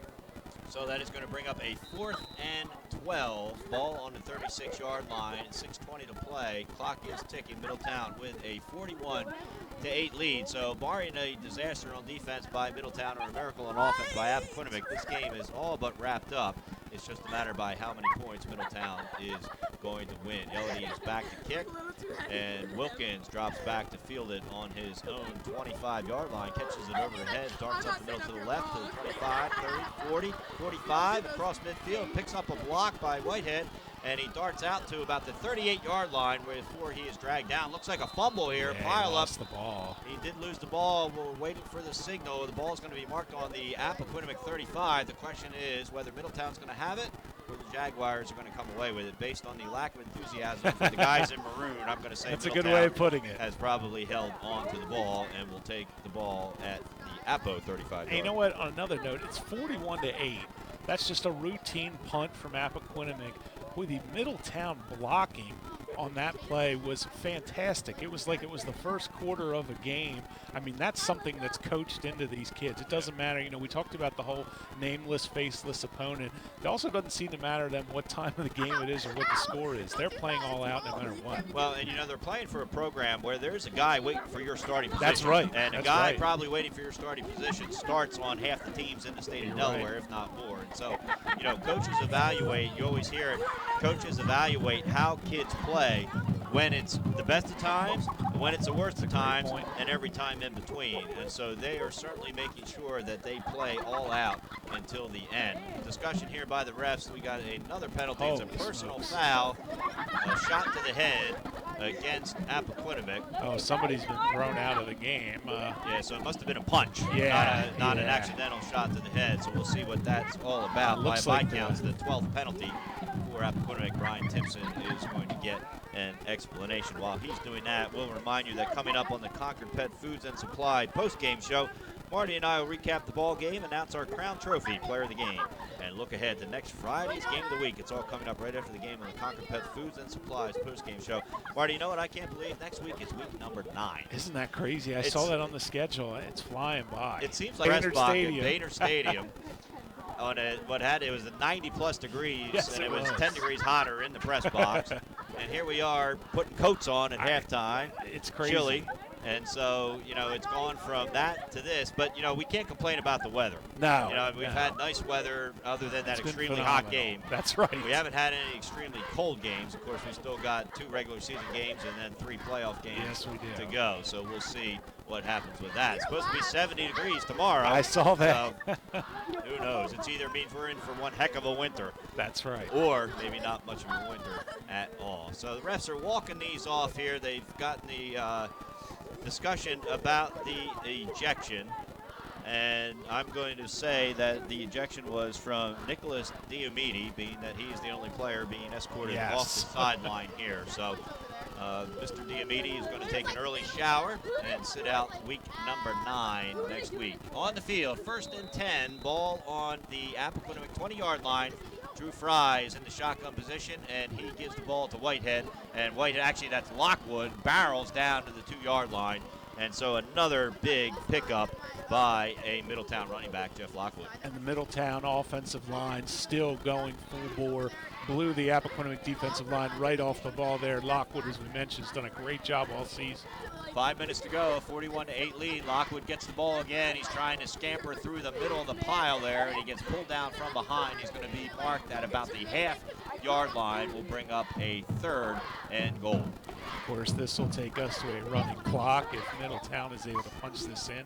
And I only bring that up because Middletown has had a running clock, as has Appo in most of their games this season. Give us to Lockwood. He gets tripped up by the ankles, escapes that, but then gets hauled down from behind. He's actually going to lose about a yard, bring up a 4th, and looks like about 2 yards to go. That was a great job. It actually looked like number 27, Anthony Hannum for Appoquinimink, who dove in there and stopped Lockwood before he could get anything going. wide receivers out to the right, two to the left. Fry's going to the end zone, hits his man on the slant pattern. That's a touchdown for Shane Wilkins. There's just no defending that. Again, there's so much zip on that pass. Wilkins, a very quick slant. He was the slot receiver on the play. Very, very hard to defend. The Appoquinimink defense actually looked like they weren't settled, as Middletown, as we've seen, has been getting up to the line so quickly. And now we've gone to the running clock situation. 4 minutes to play. Middletown's got a 47-8 lead, so a 39-point difference. It's a running clock in Delaware high school football. Anytime in the second half where there's a 35-point differential. Anthony Del Percio is in for the hold, and Justin Guthold is going to try to nail his 39th extra point of the season after missing his last one. The kick is up, and it is good. So with 3:38 to play, we're going to keep it right here. Middletown has a 48-8 lead. So, Marty, what started out as a very tight game, actually, it started out looking like Middletown was going to run away with it. Yes. But then all of a sudden, Appoquinimink scored, and the score was 14-8 with 8:45 to play in the second quarter, and it basically stayed that way through the first half. And coming out in the second half, you could tell that the fans and the players sensed that they might just pick up the biggest win in football program history, albeit a short one here at Appo High. But instead, Middletown scored on their first 3 possessions, and in fact, they've scored on 5 of their 6 second-half possessions to just blow this game out. Yeah, the only thing that's gone wrong in the second half was one missed extra point and one fourth-down conversion they didn't hit down in Appoquinimink territory. But aside from that, they've had everything going. This is the Middletown we've seen blowing teams out left and right that we've seen in the third and fourth quarter. Efficient, explosive on offense, and just lights out on defense. So Will Nylander is going to kick it off. Kamal Yality is deep, along with Emmanuel Kenyon for Appoquinimink. See if they can get one last burst here, either on the kickoff or when they get the ball back. And it looks like Kenyon is going to get it on his own 4-yard line, and he cuts up the left sideline at the hash mark. He bounces out even further to the sideline, and he is just corralled and taken down by Raquan Green. So Appo will have the ball. 2-minute running clock, trailing 48-8 to the Middletown Cavaliers. Great job again by the Middletown Cavalier kick coverage team with 2 minutes and a 40-point lead to go. They still are going full bore out there. Kenyon shaken up on the play, and Trainer is over there with him. He got up under his own power and then kind of limped off the field. They've got him off the field to play. You can see him, or you can't see him, but I can see him crawling, so that's a good thing. Like you said, sometimes pain is a good thing because yes, you feel all your extremities. So they are tending to him. The clock continues to run. Yellity's got the team out on the field with his team trailing 48-8. Middletown over Appo, 1:28 to play with a running clock. Man goes in motion. The pitch is to Thompson around the left on the short side, as we've seen him do several times today. And he's going to get stopped at the 24-yard line. We're approaching the 1-minute mark here at Appo High. Just been nothing for Derek Thompson on that short side toss. He was able to get some yardage going up through the middle in the beginning of the game, but the Middletown defense has really asserted themselves. The linebackers have done a great job. The defensive backs have blanketed everything, save for that. You know, even that one touchdown pass was great coverage for Kenyon Yellity. Middletown's defense had great coverage. He just threw his receiver open. It was a great catch. 47 seconds to play. 2nd and 5. Ball on the 24-yard line. Appo moving right to left. Another low snap. This one not on the ground, but Yellity throws like a cannon. He's trying to hit Jeffers, and it is tipped away. A great defensive play by Nicky Johnston. Otherwise, Jeffers takes it to the house. That was a great job at the last second to lay out and tip that away, and you're right. Jeffers, that pass was right on target. He would have caught that in stride, taken it to the house. A great job of knocking that ball away at the last second. And even though it's an incomplete pass, the clock continues to run because of the 35-point mercy rule, and that is probably going to end up being the last play of the game, as that is exactly what happens. Kenyon Yellity is running to the midfield, 50-yard line to line his team up and shake hands. The fireworks or cannon, something goes off again. I think it was planned that way. But anyway, we are all done here at Appo High. Middletown wins this one 48-8. When we come back, we'll have the post-game show. You're listening to the Fox Sports 90 Game of the Week, watching it live on 302 Sports.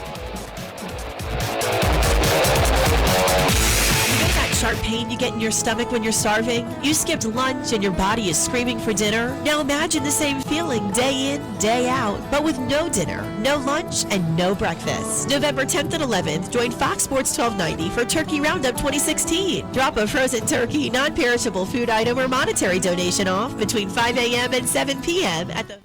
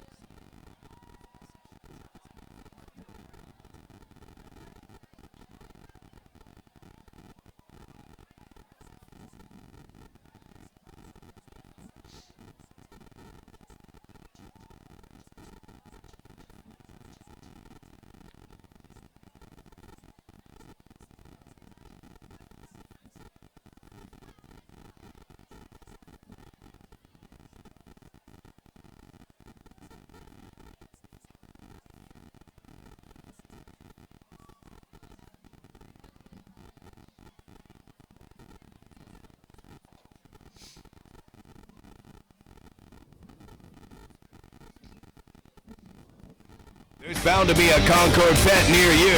ConcordPetFoods.com. Welcome back to Jaguar Stadium here on the Appoquinimink High School campus on the west side of Middletown, where the team from the east, the Middletown Cavaliers, came in and took down the Jaguars. Your final score, Middletown 48, Appoquinimink 8. I'm John Busby along with Marty Sheehan, and this is the Concord Pet Food and Supplies post-game show. For everything your pet needs, visit ConcordPetFoods.com or any of their 29 locations in the area. Time of the game was 2 hours and 40 minutes, extended a little bit longer than usual because of the injury to C.J. Lockett, who was taken off on a stretcher. The Middletown defensive back, we wish him nothing but the best and hope that he is back on the field sooner rather than later. He did give the thumbs up sign to the crowd as he left the game. Middletown remains perfect on the season, moving to 8-0. Appoquinimink falls to 4-4, but still hopes for a 500 season, over 500 for the first time under Brian Timpson, if that were to happen. All right, the scoring in the second half, it was 14-8 at the half, and it didn't take long for Middletown. They got the opening kick, and it was a 10-yard run by Jeff Lockwood that put the Cavs up 21-8 with just 2 minutes, a little over 2 minutes into the second half of the game. A punt by Appoquinimink, and Drew Fry hit Anthony Del Percio with a 51-yard score to put Middletown up 28-8 halfway through the second quarter. Another punt by Appoquinimink, and Fry found Del Percio again, this time for a 34-yard score to put Middletown up 35-8 with 4 minutes left to play in the third quarter. Appo punted again. Middletown turned it over on downs. Appo turned it over on downs, and then Kedrick Whitehead burst through with an 8-yard touchdown run, really to put this game out of reach at 41-8. And then a quick slant from Drew Fry to Shane Wilkins created a running clock situation with just under 4 minutes to play, and Middletown got the final score of the game, a 48-8 win. And Marty, the final score is about what we expected. It just didn't happen the way we expected it, and all that credit goes to Appoquinimink for hanging in here on a home game, a big rivalry game, despite the lopsided scores for the past several years. You can tell it's a rivalry game, as is every sport these two schools play, and as I talked about in the pregame, Appoquinimink's catching up to Middletown in a lot of sports. Football's not one of them yet, but we both liked what we saw from this Jaguar team. We do. It really was a tale of two halves. Appoquinimink came out with a lot of emotion, a lot of confidence, which we hadn't seen them on tape play with against some of the better opposition. You know, one of the things we kind of talked about in the pregame was how they're able to go out there and knock around these lower division Plate A teams, but they absolutely get knocked all over the place by the top division. And what they proved, at least for one half tonight, is that they can do it for a half against one of, if not the best team in the state. There's some people that would tell you Smyrna and Middletown are 1 and 2, and no matter what order it is, they're the top two teams out there. Appoquinimink showed poise on offense. They showed a bend but don't break defense in that first half. There's a lot to build on, a lot to be positive about. And when they go into the film room on Monday, they're going to see a lot of things they can build on and take into those AI and Mount Pleasant games, and hopefully get them those 2 wins to get them above 500 for the season. But I think, they made Middletown work for this in the second half. Most people probably thought by halftime this would be over. They made sure that when Mark Del Percio and his staff went in there, they had a lot to talk about at halftime. They sure did. They'll have a lot to talk about this week as they prepare to go to Newark High for a 7 o'clock Friday night game, senior night at Newark High. Barry Zender's first year for the Yellow Jackets. They've got 2 wins. They hope to win a game this week and then maybe have a chance to close out with a couple wins. And so that's going to be a big one. And Mark Del Percio, you talked about it. Of all the teams we've seen over the years, his team always seems to play. He never plays to the talent of the other team. They play their game and their game only. But that will be his focus, is keeping his team focused.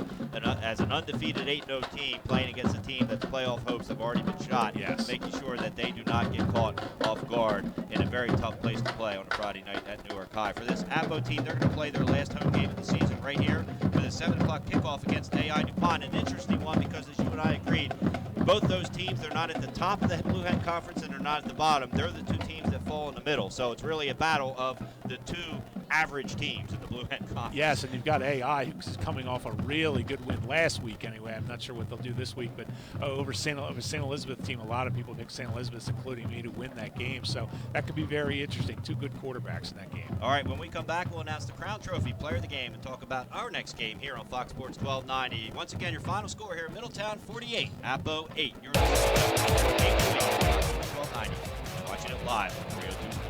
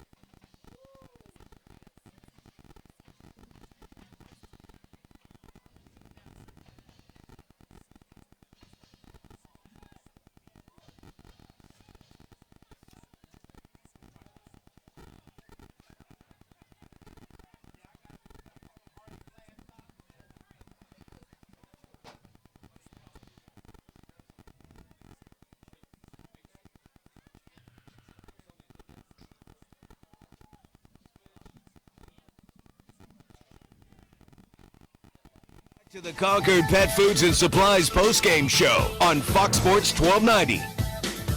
Welcome back to Appo High School, where the Middletown Cavaliers have gone away and headed home across town with a 48-8 win over their crosstown rivals, the Appoquinimink Jaguars. John Busby along with Marty Sheehan, Benny Pinello, producing back in the studio. Nick Halliday and his 302 Sports crew producing the live stream here. And it's time to pick our Crown Trophy player of the game. Crown Trophy in Glasgow and Wilmington have always been proud supporters of Fox Sports 1290 and the student athletes in the state of Delaware. Visit Crown Trophy for all the best in trophies, and make sure to check out their all-new varsity letter sports balls.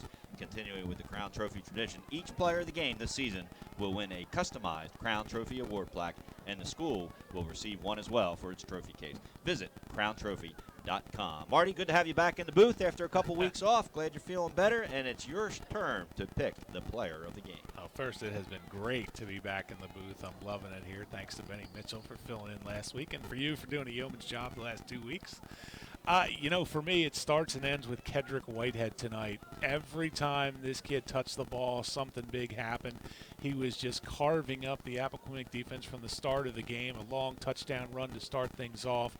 He was basically the rock of this offense today. Anytime they got into any kind of trouble, he was able to get them moving again. Drew Fry played well. Anthony Del Percio played well. The defense did their job. But for me, Kedrick Whitehead was the guy who was really the spark plug that kept this offense humming at a high level all night. So Kedrick Whitehead is my Crown Trophy player of the game. All right, congratulations to Kedrick. We'll make sure to get a trophy to both Middletown High School for their trophy showcase, and also to the Whitehead household to recognize his outstanding game tonight. All right, next Friday night, Marty and I are going to head to Caravel Academy in Bear for one of the biggest rivalries in the area when the Hots and Silver Eagles travel a very short distance down the road to take on the Buccaneers of Caravel Academy in a game that is annually billed as the Backyard Brawl. Those schools are even closer than Appo High and Middletown High. It's going to be a playoff atmosphere at Caravel Academy next Friday night. Haven't gotten a final yet, but Caravel did go final. So Caravel with a huge win over Cape Henlopen. Yes. Big for the playoff point-wise, big for a lot of reasons. So they're now 5-3, and looking at the fact that if they can win out, they can probably get into the playoffs because of that Division I win. So just going to be a great atmosphere next Friday night. It's a 7 o'clock kickoff at Bob Peoples Stadium, and we'll have all the action for you right here on Fox Sports 1290 and, of course, on the live stream at 302 Sports. Our coverage begins with the Glasgow Medical Aid Unit's pregame show at 6:30.